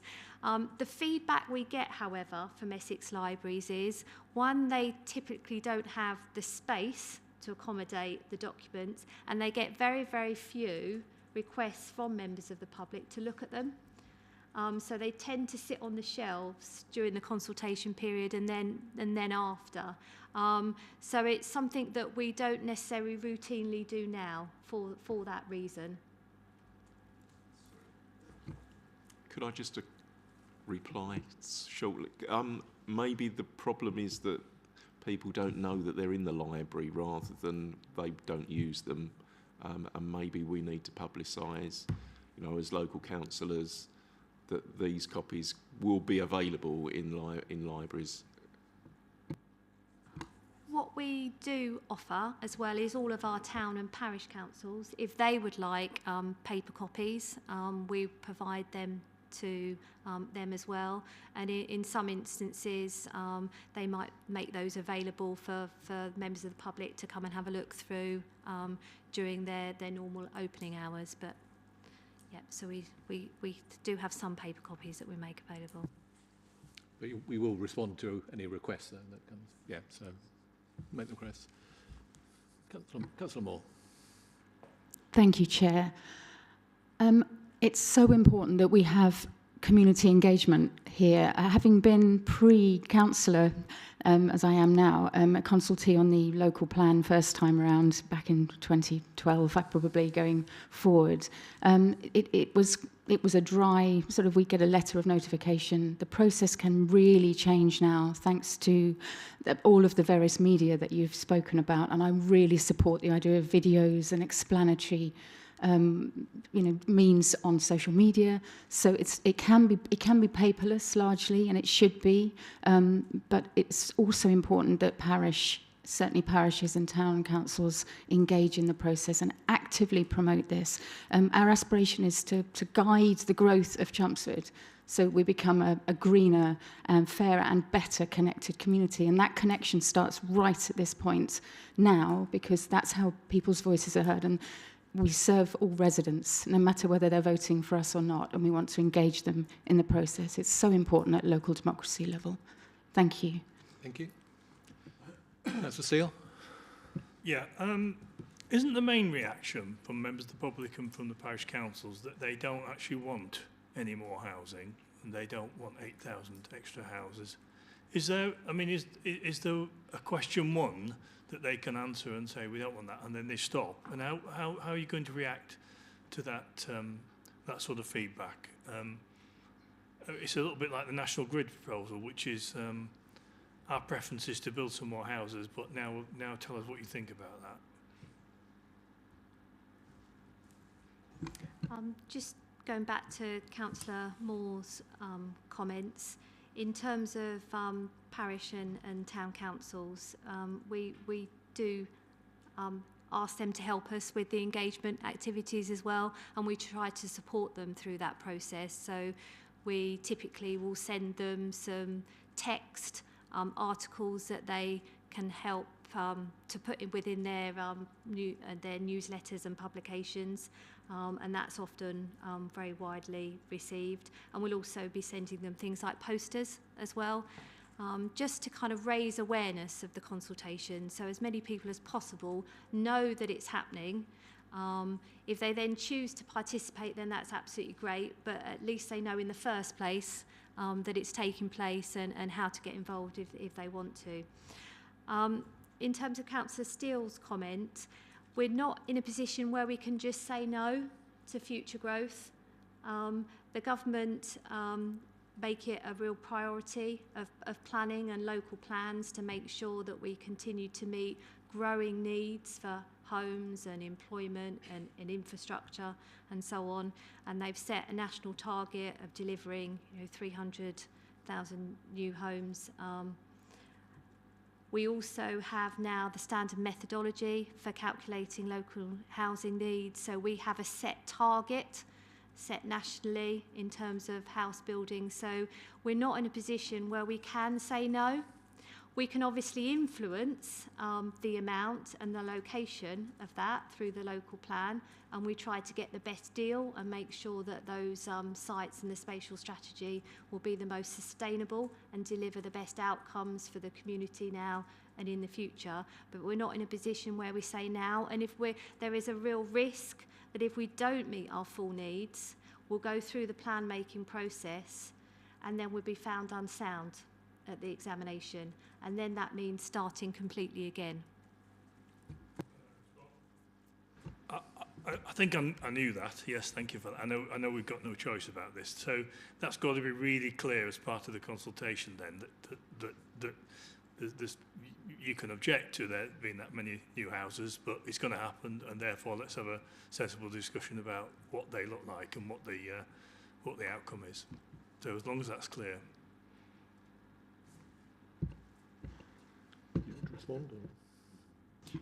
No. Okay. Sorry. Oh, sorry. Am I giving them? No. No, absolutely. Yeah, we want to make it clear to members of the community, the public residents, about the need for the review and the need to extend the plan period and to provide extra land and sites for new growth and the reasons behind that. So that is a key message that we've identified that we want to make sure we put across as clearly as possible through our comms activities and the engagement that we undertake. Thank you for that. Councillor Pooley. Yes, one thing on that, and then coming back to communications and so on. I mean, this business about having no choice and houses have got to go somewhere, then I, with a housing hat, I'm reinforcing that all the time. But from a planning point of view, I fully understand that we have no choice. It was something that I knew was going to come up in the debate, or I anticipated would obviously come up. I'm very disappointed that our friendly residents decided to leave before the debate was halfway through. I think that's very unfortunate. So yes, we do have to emphasise the things that you're saying, clearly. That's absolutely right. And Claire is saying. On the communications point, there's not a lot of point, or at least there's a potential conflict, isn't there, in having things in our public reception area and making the public aware that that's where they can come in and look at them, when at the same time we're trying not to have people coming in and talking to the reception area or the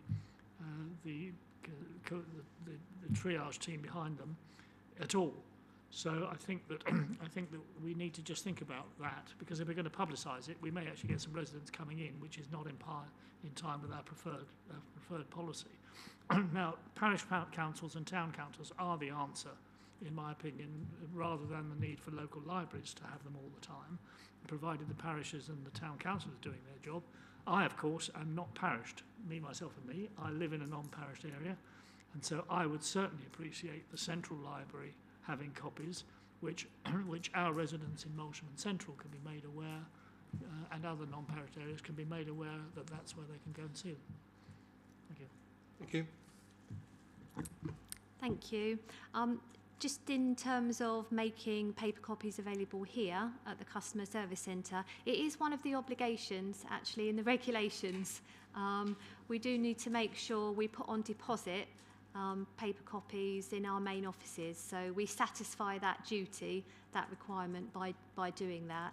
And there is in fact, or there used to be, a kind of a dedicated planning area, so we leave the documents there so people can come in and use them and look at them at their leisure. And from experience, we don't tend to get too many people come in. Many more nowadays will look online at the documents. In terms of the central library having a paper copy, we can take that away and have a look at that. But I've just been reminded by one of my colleagues that typically nowadays, if anybody goes into the local library and wants to find out about the local plan, they tend to show them online anyway. They use the computers that they have within the library rather than digging out a paper copy. That's their preference, to show them online in the computers there. But it's certainly something that we can have a think about. I mentioned this virtual exhibition we're doing online, and they'll run for days, and there will be officers online staffing that, so people can come through that virtual parish hall and ask us questions, and we will answer those questions live. So that's a new facility we are going to explore. So that gives that greater accessibility to us. Absolutely, and I highly commend that, and the way that you're encouraging online rather than in paper copy form, that's absolutely right. That's all part of the process that we're all going through, of the printed versions being historic. But we are still obliged to respond to the regulations which say that they should be available. On the one hand, I think it would be very odd to go out to the public and say, well, actually, you can only do this online. I think that would be really odd for those that really haven't got the smartphone or don't do it very comfortably. And so we just need to be careful that we're not only accommodating the people who are comfortable online. Thank you. Absolutely, Councillor Pooley. We are very mindful that not everybody has access to a computer or doesn't necessarily want to look at the consultations documents or respond to them that way.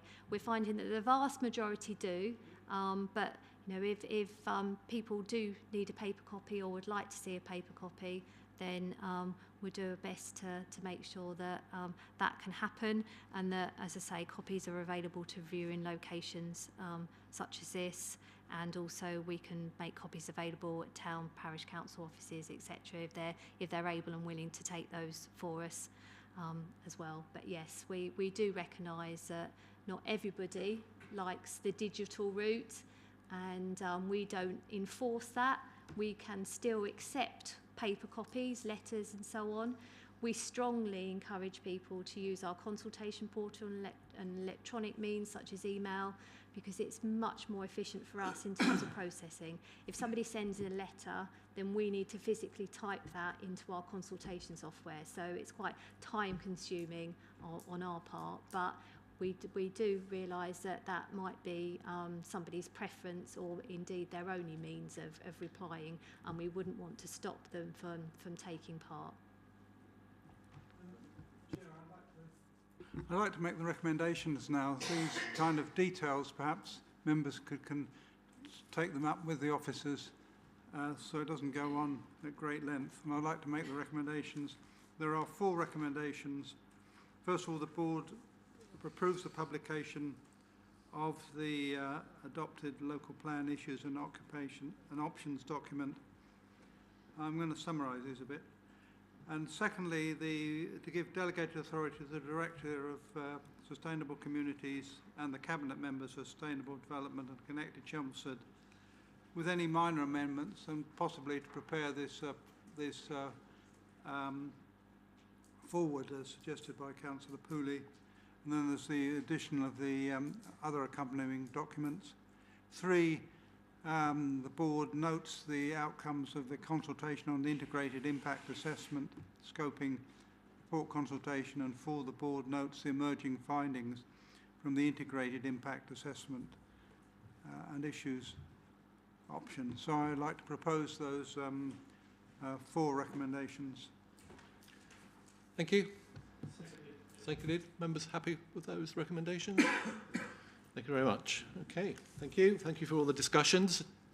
And spread the word, I guess, is the message. And if anybody is still watching on YouTube, please spread the word and let people know about the consultation, because we do want lots of people to respond to it. So in your parish council newsletters, in your own personal newsletters, please let people know about the consultation and spread the word so that we do get a good response.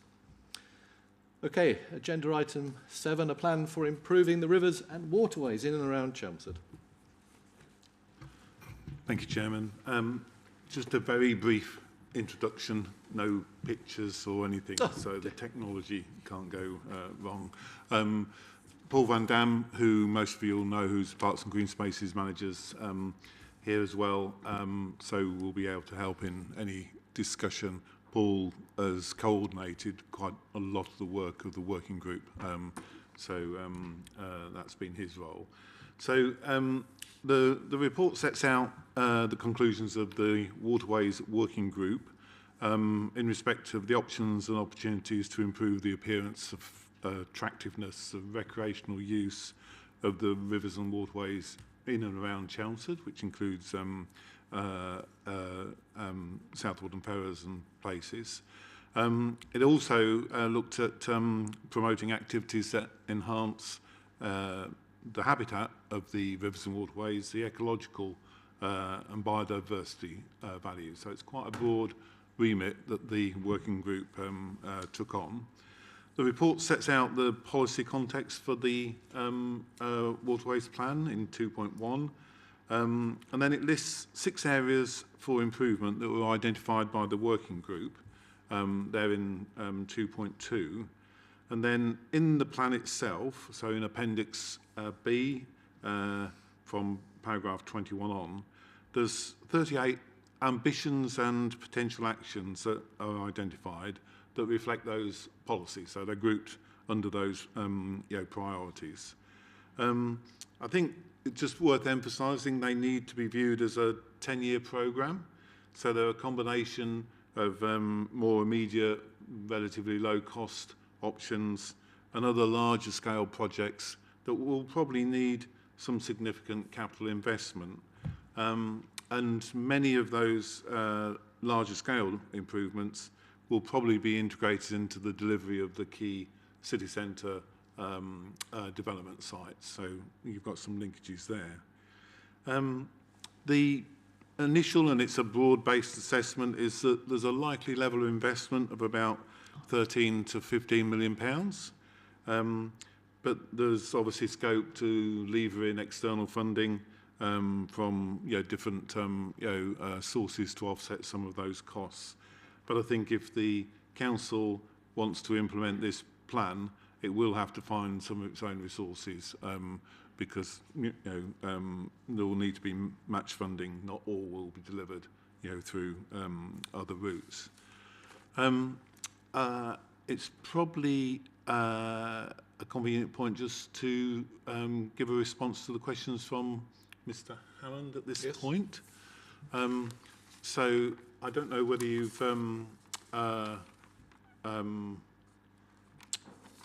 looked at the questions that were submitted. They're on the agenda, aren't they, Brian? In the agenda papers? Yeah. Okay. So get the right ones in front of me. So his first question was in respect of the headroom issues in terms of some of the bridges that are over the rivers. They're restricted headroom, so it prevents or restricts recreational use of the rivers and waterways. I think the issue was, why isn't a replacement identified in the plan? I think it may be because of the the detail that's in that plan is quite concise, but the action 29 XXIV includes reference to 2 footbridges which need to be replaced because of that particular issue. So I think that first point he identified is already covered in the plan. There's also the replacement of the Mallard Bridge, which is the one by Waterloo Lane car park, which isn't needing to be replaced for headroom issue. It needs to be replaced because it's not wide enough, it's not fit for purpose for its use. I think the other thing, just to flag up, and the members of the working group will be completely familiar with this because we looked at this in some detail, is that there are other barriers, meaning the Bond Street road bridge and the one by Marks and Spencer's, back of Marks and Spencer's, which restrict the headroom and the passage of some vessels for navigation already. So it's not quite as straightforward as just replacing a couple of footbridges. Those are road bridges that we're dealing with there. And I think the second question was about paths and cycle routes being blocked by flooding. I guess the realistic and practical response to this is if you're using rivers and waterways and their environments to encourage people to use cycles and walk and such like, by their very nature they're at the side of the river and they're probably going to flood at particular times. And I think it wouldn't be in any way appropriate to put in engineered solutions, particularly in the locations that are referred to, in order to be able to ensure that those paths and cycleways can be used all year round, irrespective of what the state of flooding is. And generally, there is an alternative route. It's a temporary phenomenon. It might be more frequent, it might be more extreme, but it's not something that really you want to completely destroy the very environment that you're trying to use. And then he also asked a question about the opportunity presented by the Army and Navy proposals, and I think Claire, you're going to help out on that one. Yep, I can cover that one. So Mr. Hammond's third question was about negotiating during the window of opportunity with the landowners part of the Army and Navy Sustainable Transport Scheme, a cycle route from Chelmsford Waterside or Moulsham Mill towards the Manor Farm development. So the County Council are developing their outline business case for the Army and Navy Sustainable Transport Package. This includes a junction improvement, enhancements to the park and ride at Chelmsford Valley and Sandon, and improved cycling and walking connectivity in the immediate vicinity and through the actual junction. The estimated cost of this is around 67 million, and the business case is due to be submitted to the Department of Transport this summer, with a planning application expected in early 2023 and construction then scheduled to start in the winter of 2024. The Department of Transport requires a 15% local contribution to be identified as part of the business case. That's around 10 million. And the City Council, in partnership with the County Council, have been asked to fund that local contribution, with the City Council providing £4 million capped contribution from the Community Infrastructure Levy.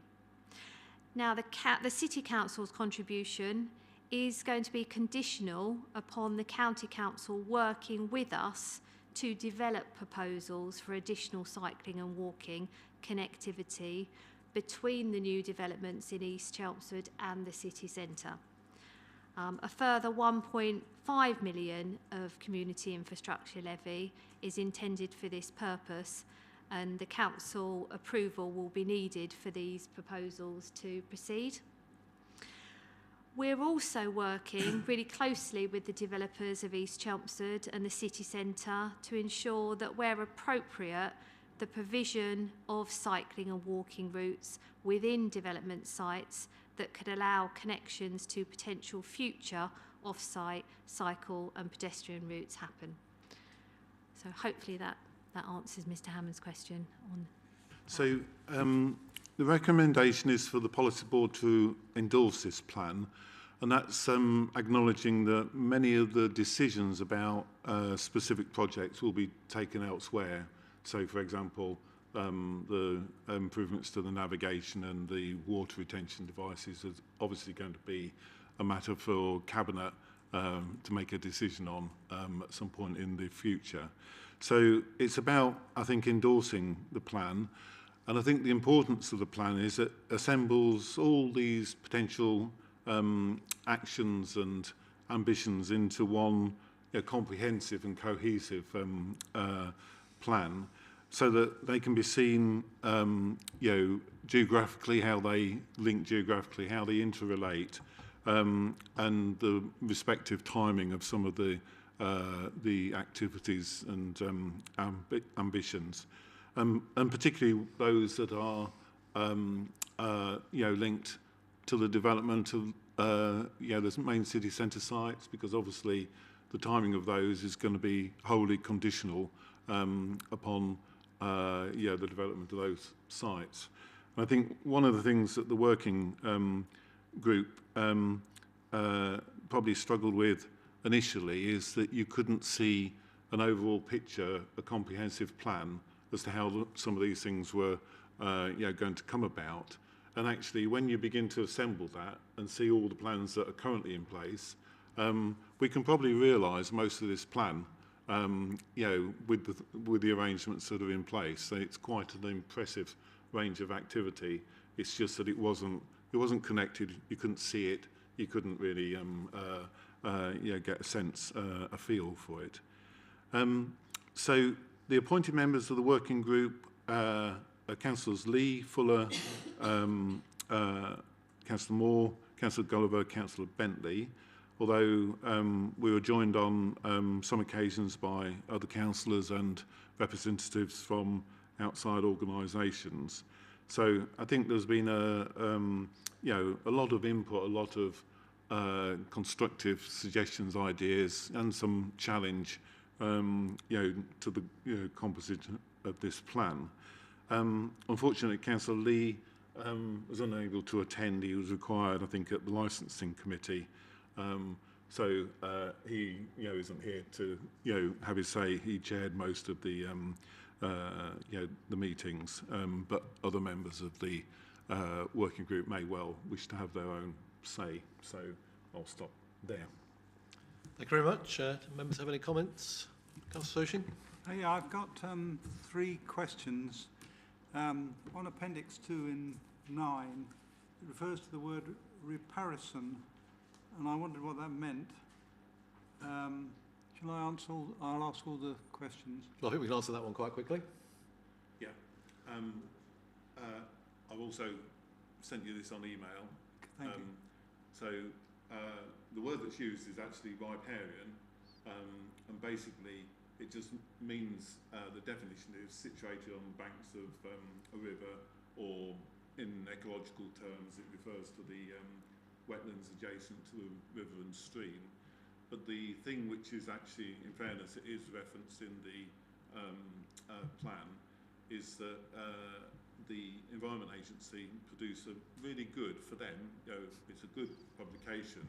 It's called Living on the Edge, and it sets out the roles and responsibilities of riparian, landowners, which is actually, a useful reference point. So if you're a landowner, of which we're, the City Council, a landowner of some parts of the riverbank, it sets out what the obligations are, and for private landowners, and it also sets out what the obligations or responsibilities of the Environment Agency are as well. So I just refer you to that. There is a link, in the report for that. Thank you. 15C, consider painting the walls of the canalised Choma Can, and this is as in recent work in urban Chelmsford, where they had this day, I think in May, where they painted quite attractive paintings on buildings, and I think you referred to this in 6 XVIII, but I just made the comment and then found that other reference later on. Yeah, I think obviously this is shorthand, it's short form, to try and get over the nature, and in that action, there was largely the result of some community workshops, which were facilitated by creative people, artists and such like. And in that, if the working group have obviously seen the detail of that programme and such like, which includes a whole range of creative solutions to try and improve the environment, which includes lighting, artwork, greening, maybe floating, pontoons to add some, greening. So you can be assured it's all in there. In fact, there's more ideas than we will ever be able to deliver, I think. Thank you. 15E talks about walking and cycling along riverbanks and maybe adding horse riding or even horse pulling boats along the riverbanks. Of course, as in the canal, the boats were originally pulled by horses, and maybe if you want to have zero carbon boats, they might have to be pulled by horses again. I don't know. Yeah, so there's definitely a reference to moorings being fitted out with electricity points so that there can be electric boats in the future. I think and this is on behalf of the working group. Probably all I can say about horses on the banks is it wasn't identified as a priority by the working group. And I suspect there are some real practical challenges with the configuration of our rivers and waterways to actually get a meaningful, continuous route, for that device to be used. And that's not to say that some of these, paths and such like would be suitable for use by horses. You just got to be careful that you then don't turn them into formal bridleways and all the associated conflicts you get, in that situation. So I definitely suggest that you don't add, horses into that priority for those reasons, really. Okay, thank you. And the last point was you mentioned replacing a number of footbridges, and this was discussed in the master plans in east of Chelmsford, the Sandford Mill Waterworks footbridge near Sandford Mill Lane to Sandford Road. It's in poor repair and too narrow for both pedestrians and cyclists, and it has been used, may not be in the future, but has been used for children to come from Chelmer Village up to Sandon Secondary School. And I've seen people trying to cycle across there in flooding conditions, and it worried me a bit that they'd fall off and into the flooded river. So this location has certainly been the subject of quite a lot of discussion and debate, and it's really because it's narrow and not that easily accessible. I think it goes up some steps on one end as well, and actually finding it is quite difficult if you don't know the area really well. So it's not specifically referenced. That's not to say that it isn't something that could be considered, and it's not specifically referenced really because there are other priorities at the moment, and at the moment there is an existing crossing there, and in one or two places there isn't a crossing. So in terms of priority, I think the focus needs to be on those new locations, or where they need to be upgraded in order to make the connection to the footpath and cycleway links that are being created. So it's not being dismissed, it's just not an immediate priority. I think the other thing which is probably material as to why it's not a priority at the moment is obviously depending on what happens at Sandford Mill, which won't be filling it all up with houses, just in case there's any doubt about that. Obviously there's going to be some development opportunities, but also there's going to be some improved access, and the Manor Farm development is hopefully going to provide a new access route, new car park, new ways of getting in to use that facility. And what you might find, it's early days, you might find that actually there's a much better route, that you then don't need to use that really narrow, tucked away bridge, because you'll be able to penetrate properly through the site, which you can't really do now. So I think that's another reason for not listing that as a priority just at this stage. Yep. it might come along later. I think that might, I'm concerned about dangerous aspects of it. There is in particular a slab of concrete that's half broken. If you're on a bike, you can go through the middle of it. So even, this is on the approach, there's an elevated section which is pretty rough and really dangerous in my view. But we'll have a look at that, and the first thing that we'll need to do is look whose bridge it is and whose responsibility it is. I'm not sure it's ours, so it might be part of the highway network, but we'll have a look at that. We'll take that away. Yeah. Councillor Massey. Thank you, Mr. Chairman. It's a well-known saying that you learn a little something every day.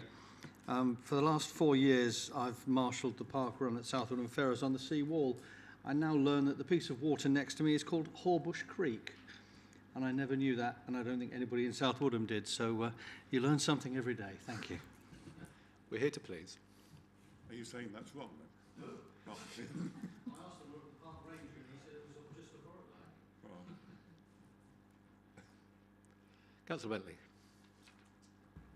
Yeah, I've got 4 things. That there's stuff that relates to the last working group meeting that we had, where certain things were raised, and the first one, I guess, is from BXII on page 15. I can remember commenting at the working group that the commitment needed to be strengthened to should incorporate green energy initiatives, etc., subject to further feasibility.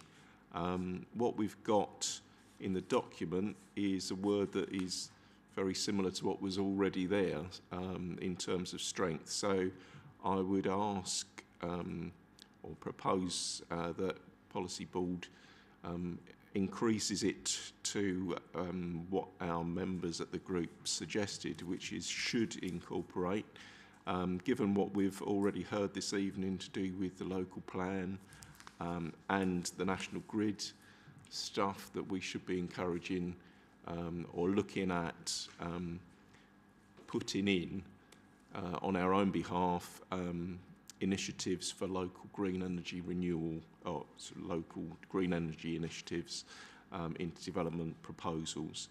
There was also in the original Jacobs consultation the suggestion that we put in a fish run at the weir as well, which seems to have dropped out of the document altogether. If it hasn't, I've missed it. But I'm asking if that could be put in as well, because I don't think we rejected that at any point. And again, obviously subject to feasibility, but to have an opportunity to put in something that encourages migration of fish up the river. And I'm aware that further down the river there are problems with migration, but that should be something that we could put into any new development gain, and also encourage maybe Malden to do the same in our negotiations with them over developments, so that we get what is desired by the Environment Agency and the government, better connection for fish up rivers. Anyway, that was the first point. Second one is page 16, CXVI. And this is referring to one of the maps, which I don't suppose you've got visible, have you? But if you've got the map in front of you, it's the one with 105 on it. I remember me suggesting that we widen that particular parcel to include, because it's quite narrow in one place, we widen it to take in some of the open spaces on the western side.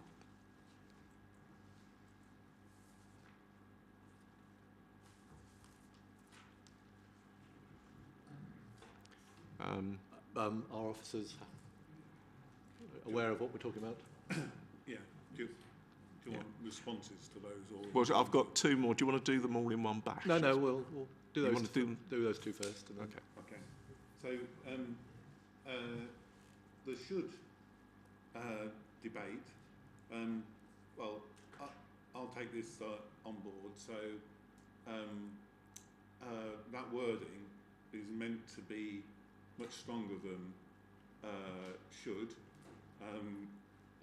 but reflecting that it will where it's possible, which is the reality of it. So, I mean, if you want me to change the wording again to include the word should, but that was an attempt to actually reflect what the working group said, which was, you know, that should include, you know, renewables, but where possible, you know, so it couldn't be mandated. We agreed that it would be feasibility driven, but that you know, we should put it out there. So all I'm saying, Councillor Bentley, that's what that wording is supposed to do. So we didn't ignore that point. It's just maybe the language that is used, you know, to emphasise that point. Fish run probably isn't specifically referenced, not because it's not part and parcel of that plan. It's just that the level of detail that's in this plan doesn't include lots of the elements, you know, of that feasibility. So you can be assured that the fish run, we are still trying to incorporate that and other, you know, mechanisms, you know, into the next stage of the feasibility study. If it's too detailed, let's not tonight, but.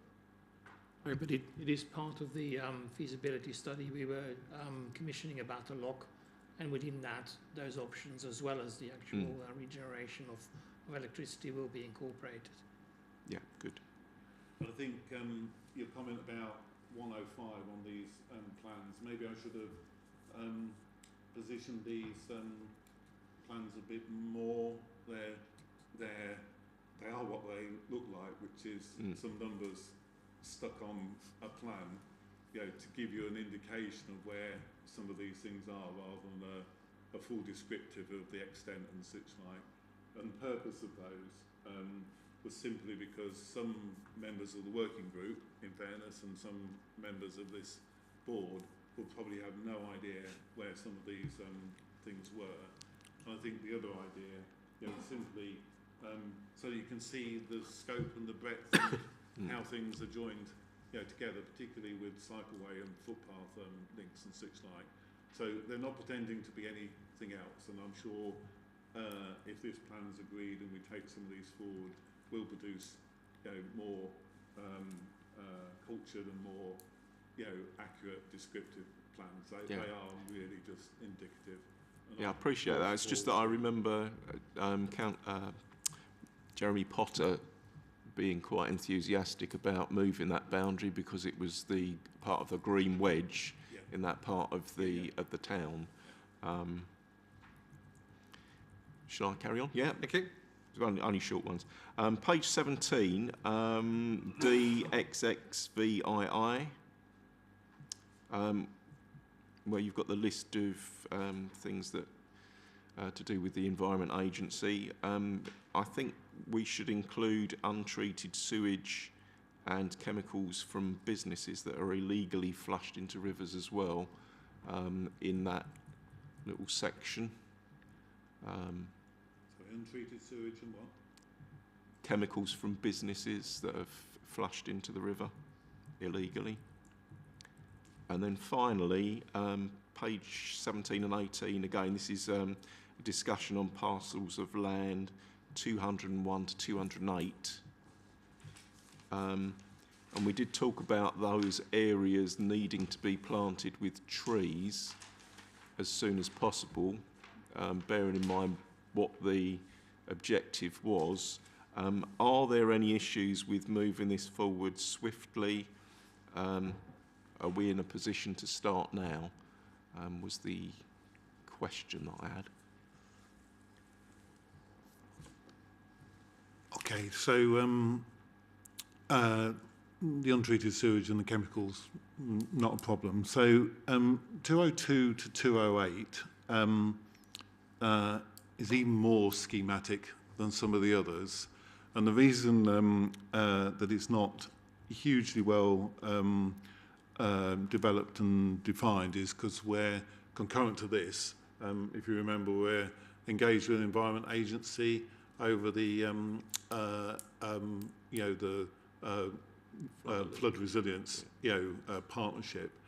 And what we're trying to do with the Environment Agency is encourage them to incorporate some of the mitigation of the flood risk in a more natural upstream water management process. So an ambition that we've had for some while, because it coalesces with some of the green space issues and some of the tree planting, some of the flood management things that we want to see.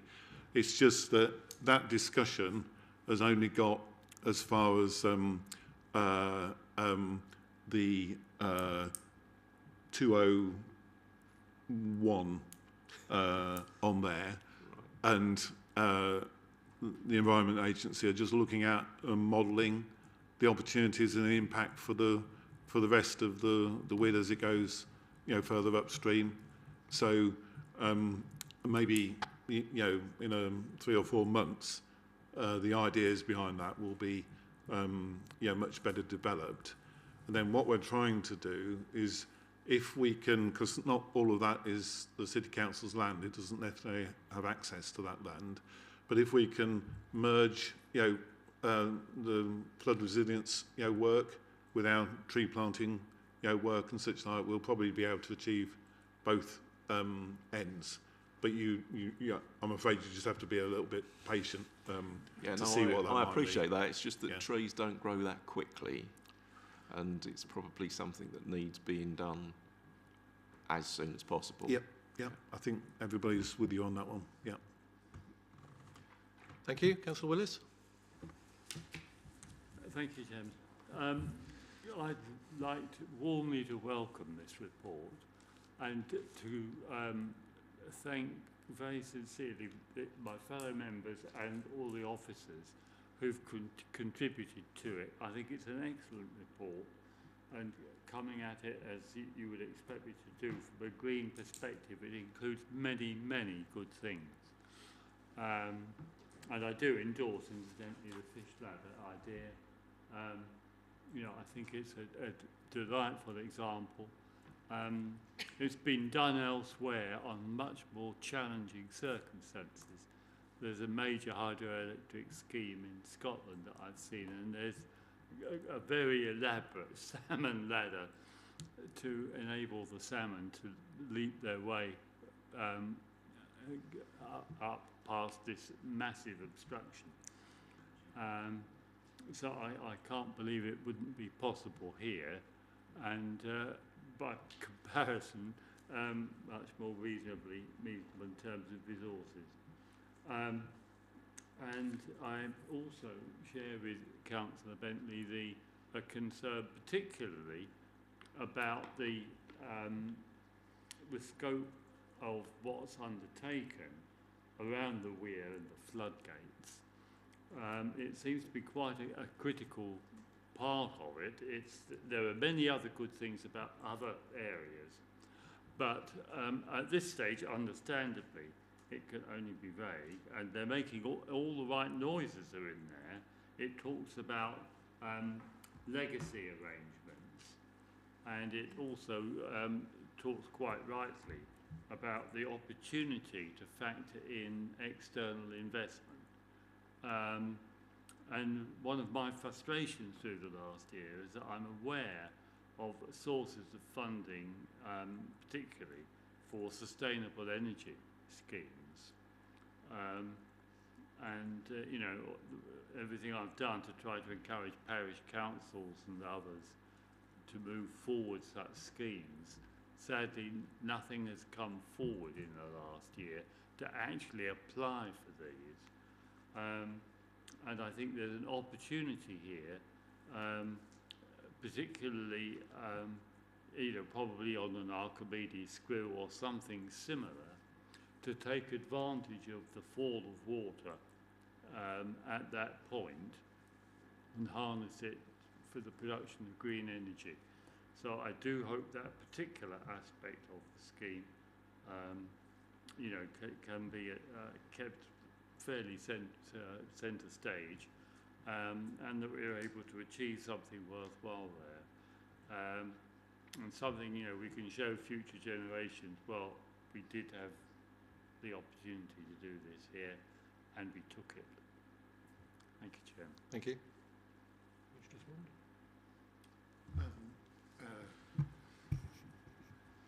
Well, we are. I mean, I just advise you that when we were looking at some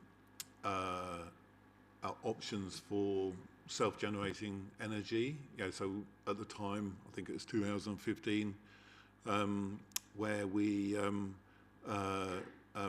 put the PV panels, on a number of the council buildings.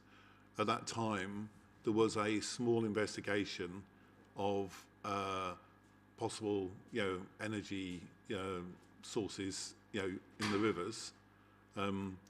That feasibility, revealed that actually there wasn't enough, flow, and fall, in the rivers, to make that a viable, proposition. I'm saying that's the case now.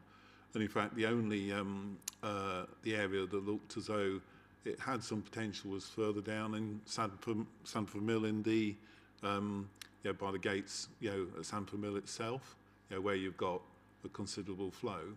So just to say, we know what everybody's saying about trying to incorporate some renewable energy devices, but it will be driven by the feasibility and the viability of doing it. I think that's just my note of caution, is that you can't justify putting these things in if they don't actually work.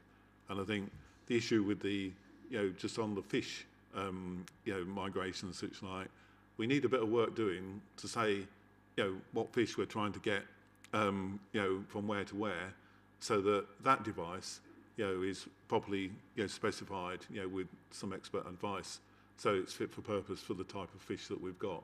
So I'm not in any way dismissing all of those things, and they are included in the plan, and we just need to work through the practicality and the feasibility of achieving them. Yeah. Thank you. Councillor Pooley. Yes, a couple of things which I may take in order, following Graham's example. First of all, I think I was unclear what words you were suggesting we should end up with in that particular. Is it should where possible? Incorporate green energy initiatives, subject to further feasibility testing. And are you happy with that? It is subject to, isn't it? I mean, or if the simplest form is should where possible, is it? Or should I think if I may, I perfectly understand what Councillor Bentley is getting at, and I've said I thought this wording was stronger. Obviously, it's been interpreted differently, so we'll have a look at the wording and make sure it's unambiguous as to what is meant. Yeah, I mean unambiguously, then should where possible, or words to that effect seem sensible. Yeah. Thank you. And I just wondered, when we're talking about external funding sources, maybe you could say a little bit more about how far those explorations have gone, because certainly my recollection when this was first brought up, the whole concept of a waterways group, and conversations about the lock, not the cut as it was then, the lock as it become in terms of our aspiration. We were very clear, and so was Crackle, that they and the people who sat around the table at Crackle to be very willing to get the sleeves rolled up and start exploring external funding sources from the Waterways Association, from the lottery, from public interest and involvement, all of which are going to be necessary, aren't they? So I'm just wondering how far that's got. And maybe that's one of the questions that might lay the path for one of the Waterways Working Group to come back and give me a flavour for that and a couple of other things. The last question, I think, for the moment that I have, and I'd welcome the feedback on this. When I first got involved, this was the very first working party that we set up, other than ones for policies which were halfway in preparation at the time. And I'm really, really pleased to see that it's arrived at this stage. Before I went into hospital, one of the things that I did attend, and before I came back to other duties here, one of the things that I did attend was the big workshop that we had, where we had a number of people, a number of officers, and some really good ideas and some real enthusiasm. And I went away from that feeling, that's great. This is the staging post for something which represents this strategy, which is still in evolution, as I understand it, to be Chelmsford's strategy, not just the council's plan.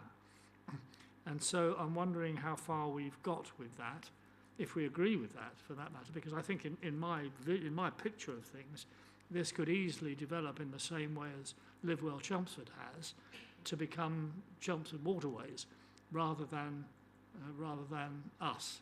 But that's a pathway that I foresee, and I hope the actions allow for that. You said, Mr. Nicholson, that you felt you thought that we were here to somehow welcome this strategy, which of course welcome this document, which of course we all do. Previous strategies have come to us for recommendation to Cabinet to be adopted, and so I wonder how this stands in that context, because clearly it's not for us to approve it, in the sense that it has lots of actions with lots of strategic statements within it. And if it is for Cabinet approval, then I think we need to just question whether it's yet quite at that stage. So I put that forward for discussion, not as my view. Thank you. So the external funding, for the navigation, the issue with that is that you just need a feasible scheme to know what you're doing in order for those other bodies, those other organisations to fundraise against. At the moment, we're at the second stage of feasibility for that solution, so what the scheme will actually be, which has been delayed, as the working group will know this in quite a lot of detail, has been delayed because the structure that we want to survey has a gas pipe running over it, and that gas pipe has got a leak. So we had the survey arranged in order to test the structures to do the next bit of the feasibility, and we were prevented from doing that because Cadent didn't want us anywhere near their leaking gas pipe, which they promised to fix, albeit 8 months after the leak was identified, and I believe, Paul, they're about to fix it probably September time, which will then allow us to re-engage the second stage of feasibility. So that's the hold-up with that scheme. But to give you some comfort, whilst all that's been taking place, the design work for the new bridge and access road, for the development site, has taken into account the broad, requirements to accommodate the lock and the water retention device, so that assuming that feasibility study, proves that it can be done, then we haven't prejudiced, the ability to then deliver that. By putting the bridge and the access road in the wrong place or not with enough clearance.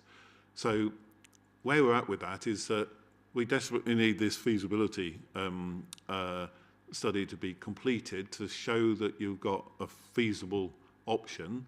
So the council's already agreed to the in principle, probably almost 2 years ago now. But we just need to get to the next stage. And then, great, these organisations, and in fairness, those organisations were involved in the feasibility of the cut, the feasibility of the alternative device, and they were supportive, and that was, you know, rehearsed at, you know, cabinet, and you got the support, you know, at that point. So it will continue to go along those lines, and I think the you know, whose plan is this is an interesting point, because it is a general plan, you know, for the rivers and waterways. It's not necessarily the council's plan, and it does reflect the involvement, you know, at those early seminar, subsequent workshops and sessions. So the various interests are involved in it, but there's no other organisation, you know, which will take the lead and bring it into being. So that's, I think, the role of the council. It doesn't necessarily mean that, you know, the delivery of different aspects of it are going to be reliant on the council. As I've said, there are quite a few of the ambitions in here which actually reflect what we're trying to achieve through, you know, the planning process and the planning obligations, such like. So it is a plan for the rivers and waterways of Chelmsford, which is led, you know, by the City Council in the absence of anybody else, you know, being able to do that, really. So that's how it's positioned. And then on your issue about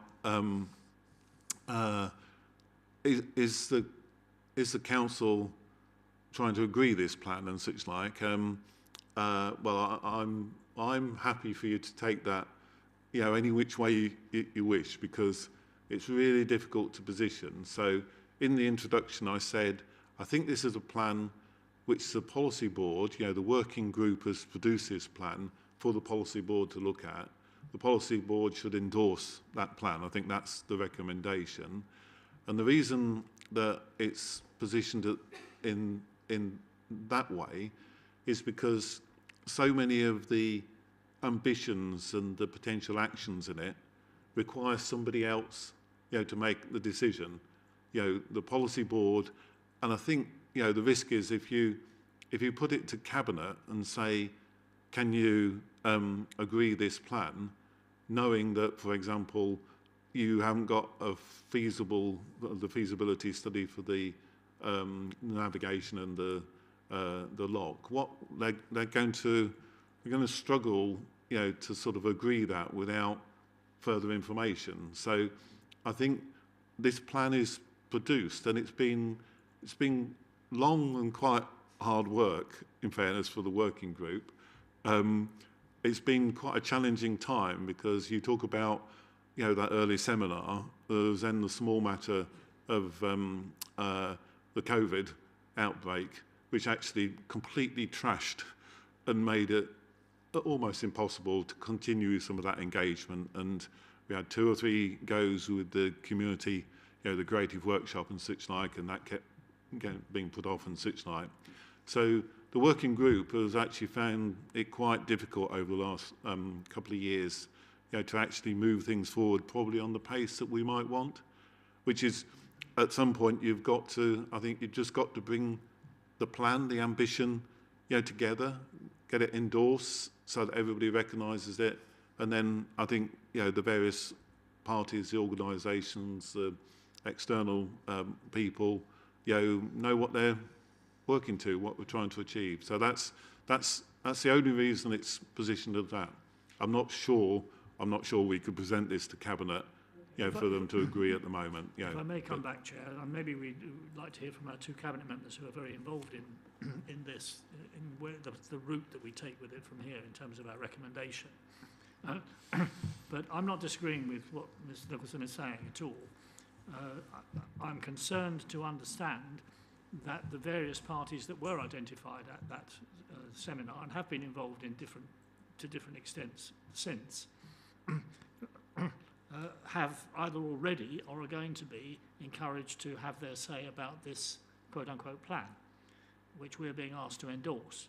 So if that needs to be made clearer, I would like to suggest that we, the policy board, ask that the recommendation goes on to say and encourage this draft plan to be put together to be put with other relevant organisations for further endorsement, understanding, or whatever. I think if the consultation process has not been formalised yet, I think perhaps it is time to do so.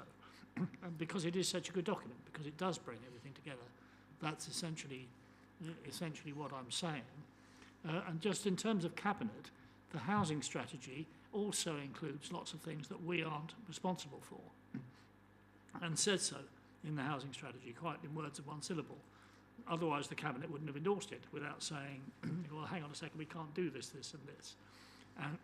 And so to an extent, we're not going to get all of those authorities and organisations endorsement or agreement in advance in the way that in the local plan we do, because we are adopting the local plan with all the caveats that includes about other organisations.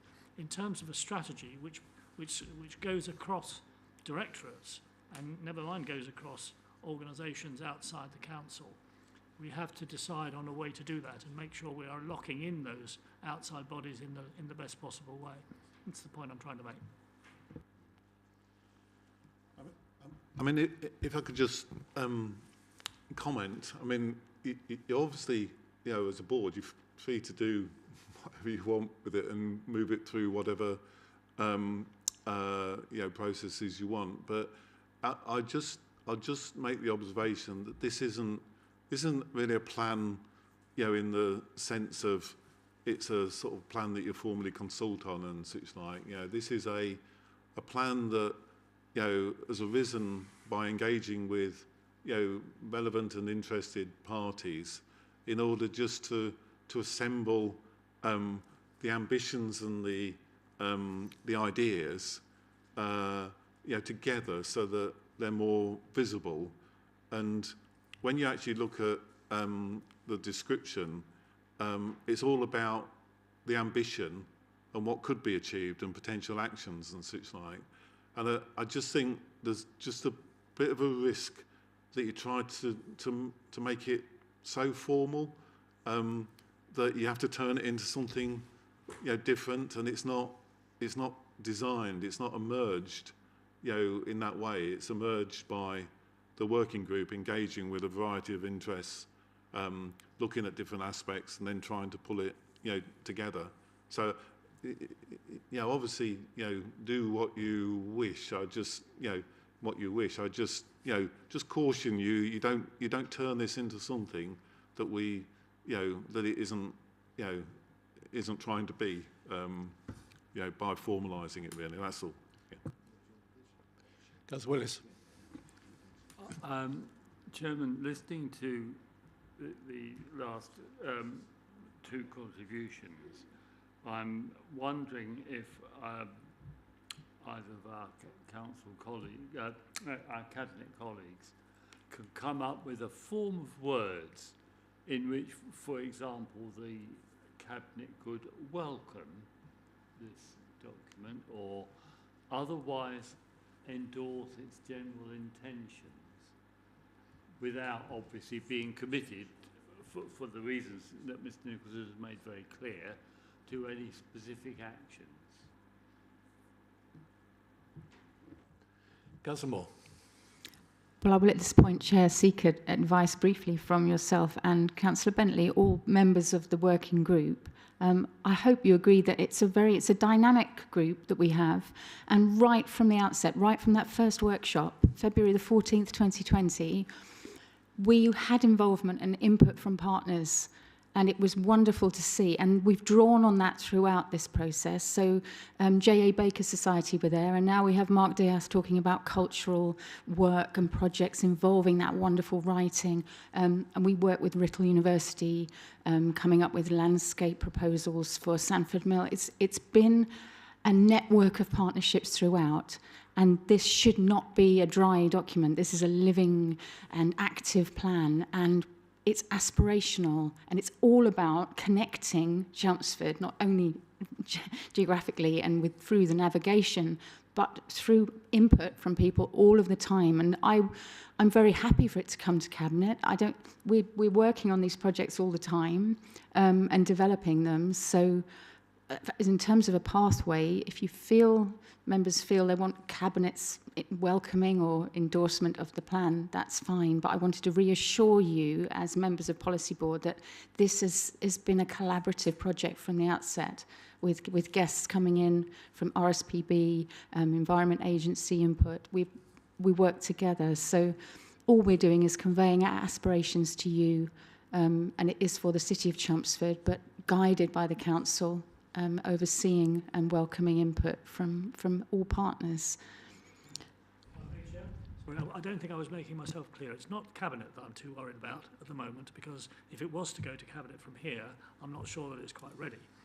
What I would like to see is that we do indeed welcome this document, because we are very welcoming. We know the work that's come into it and the enthusiasm as well, because that filters through, even though it's not something I'm directly involved in these days.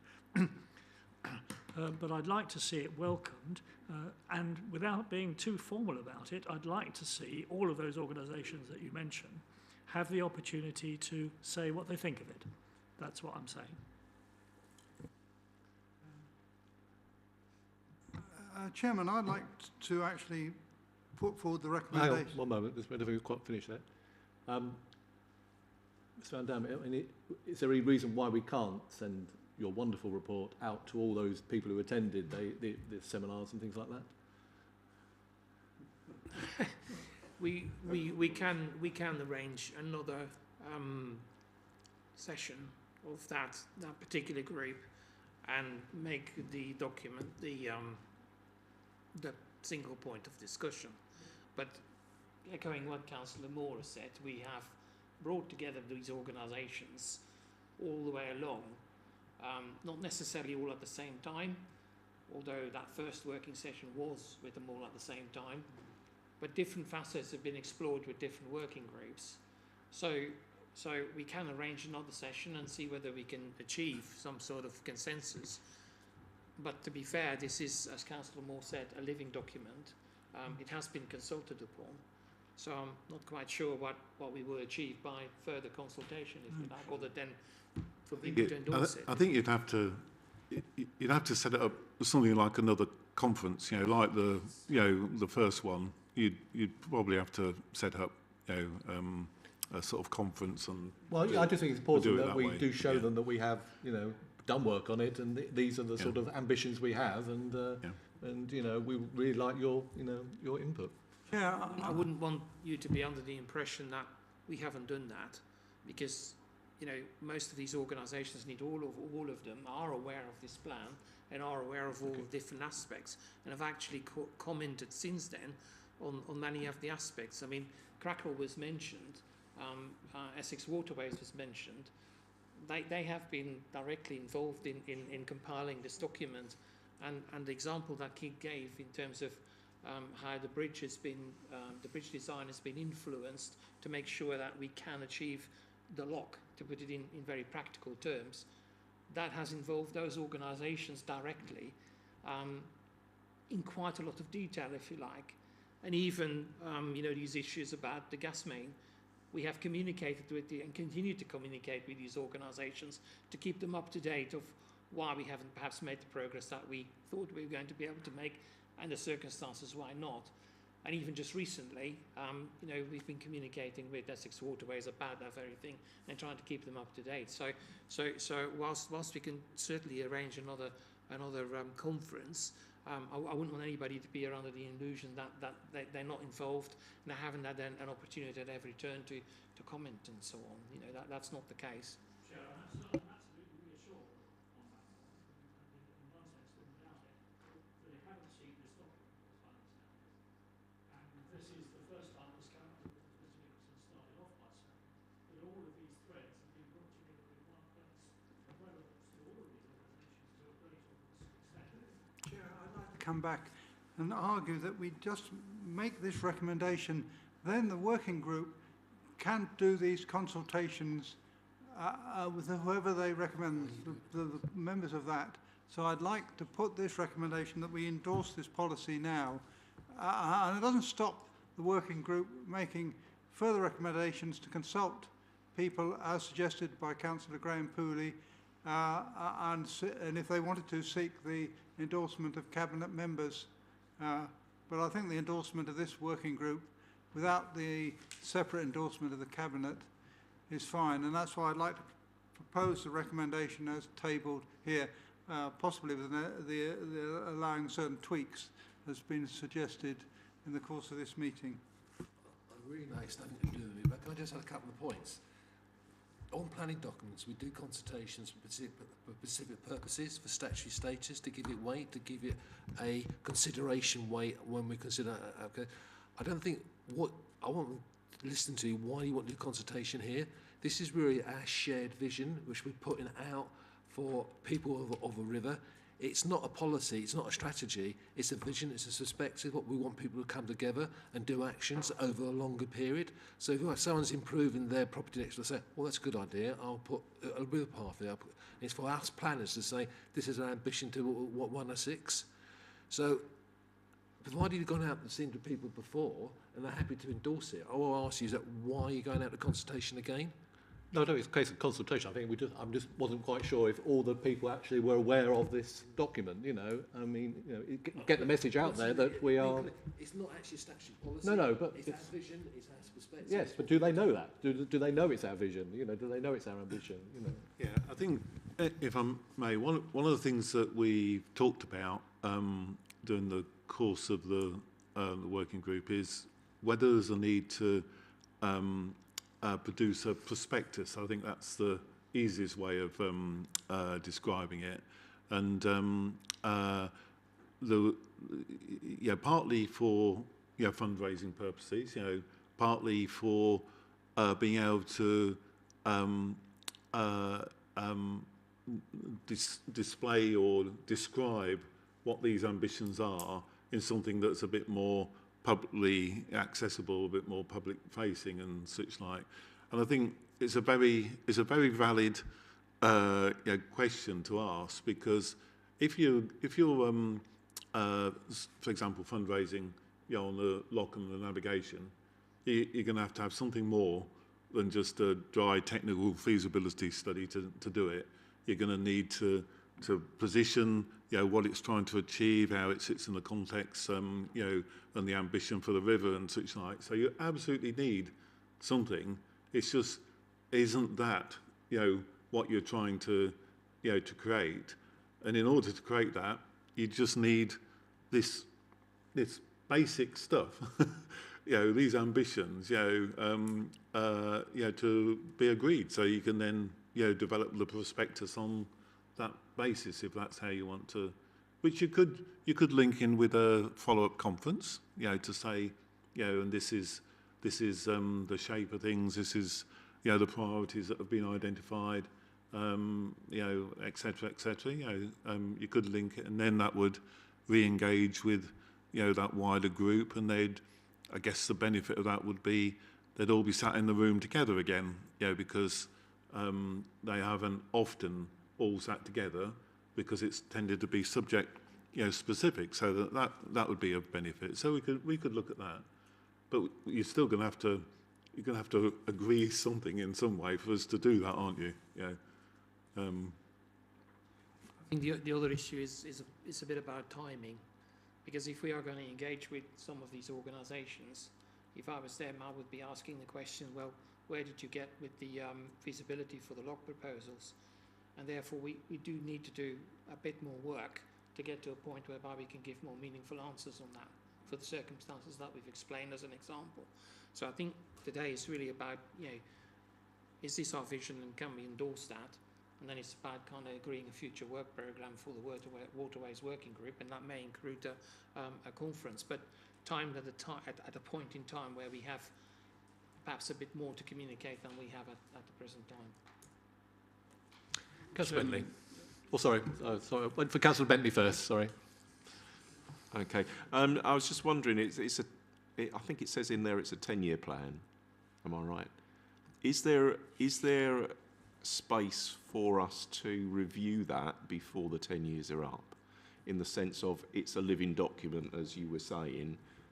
Do we need to actually look at it again in, say, 3 years or something, and update it So I'll come back on that one. So we've deliberately tried not to position it as a 10-year plan.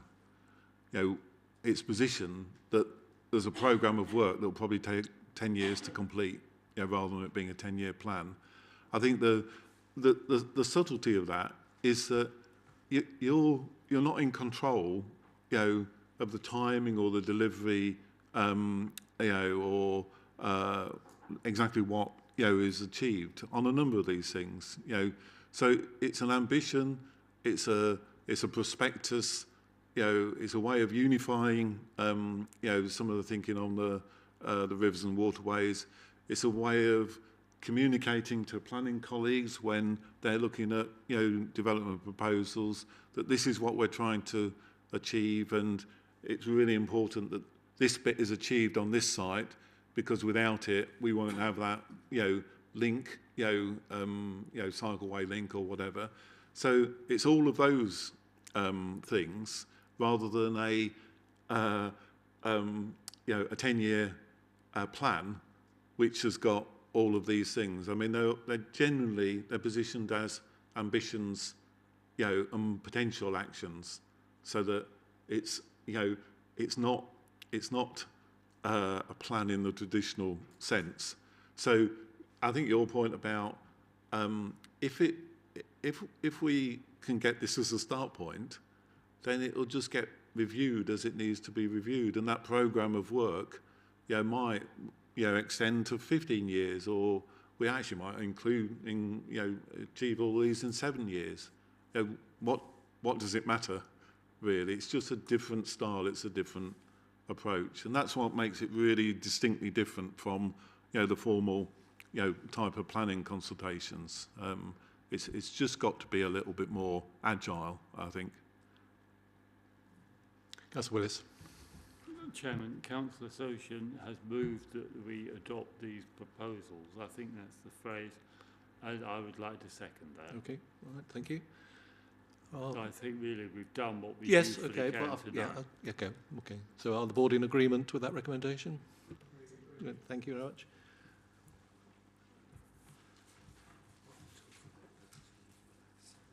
Right. We've worked very hard tonight, and it may be that we won't be working hard in September. Let's see.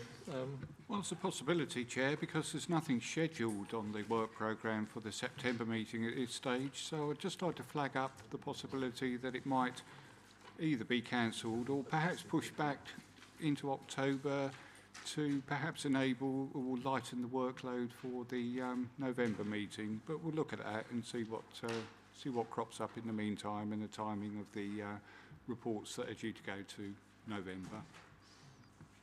It'd certainly be a good idea not to have both the master plans at the same time, and of course you may be looking at the at some point the responses to the issues and options document. It might fall in that time period as well. Yes, I think we've agreed that we wouldn't have two master plans on the same meeting, so that we will have to have two separate meetings around that time. But as to when, we shall find out. Right, any other urgent business? Okay, thank you very much, everybody. Thank you for your persistence.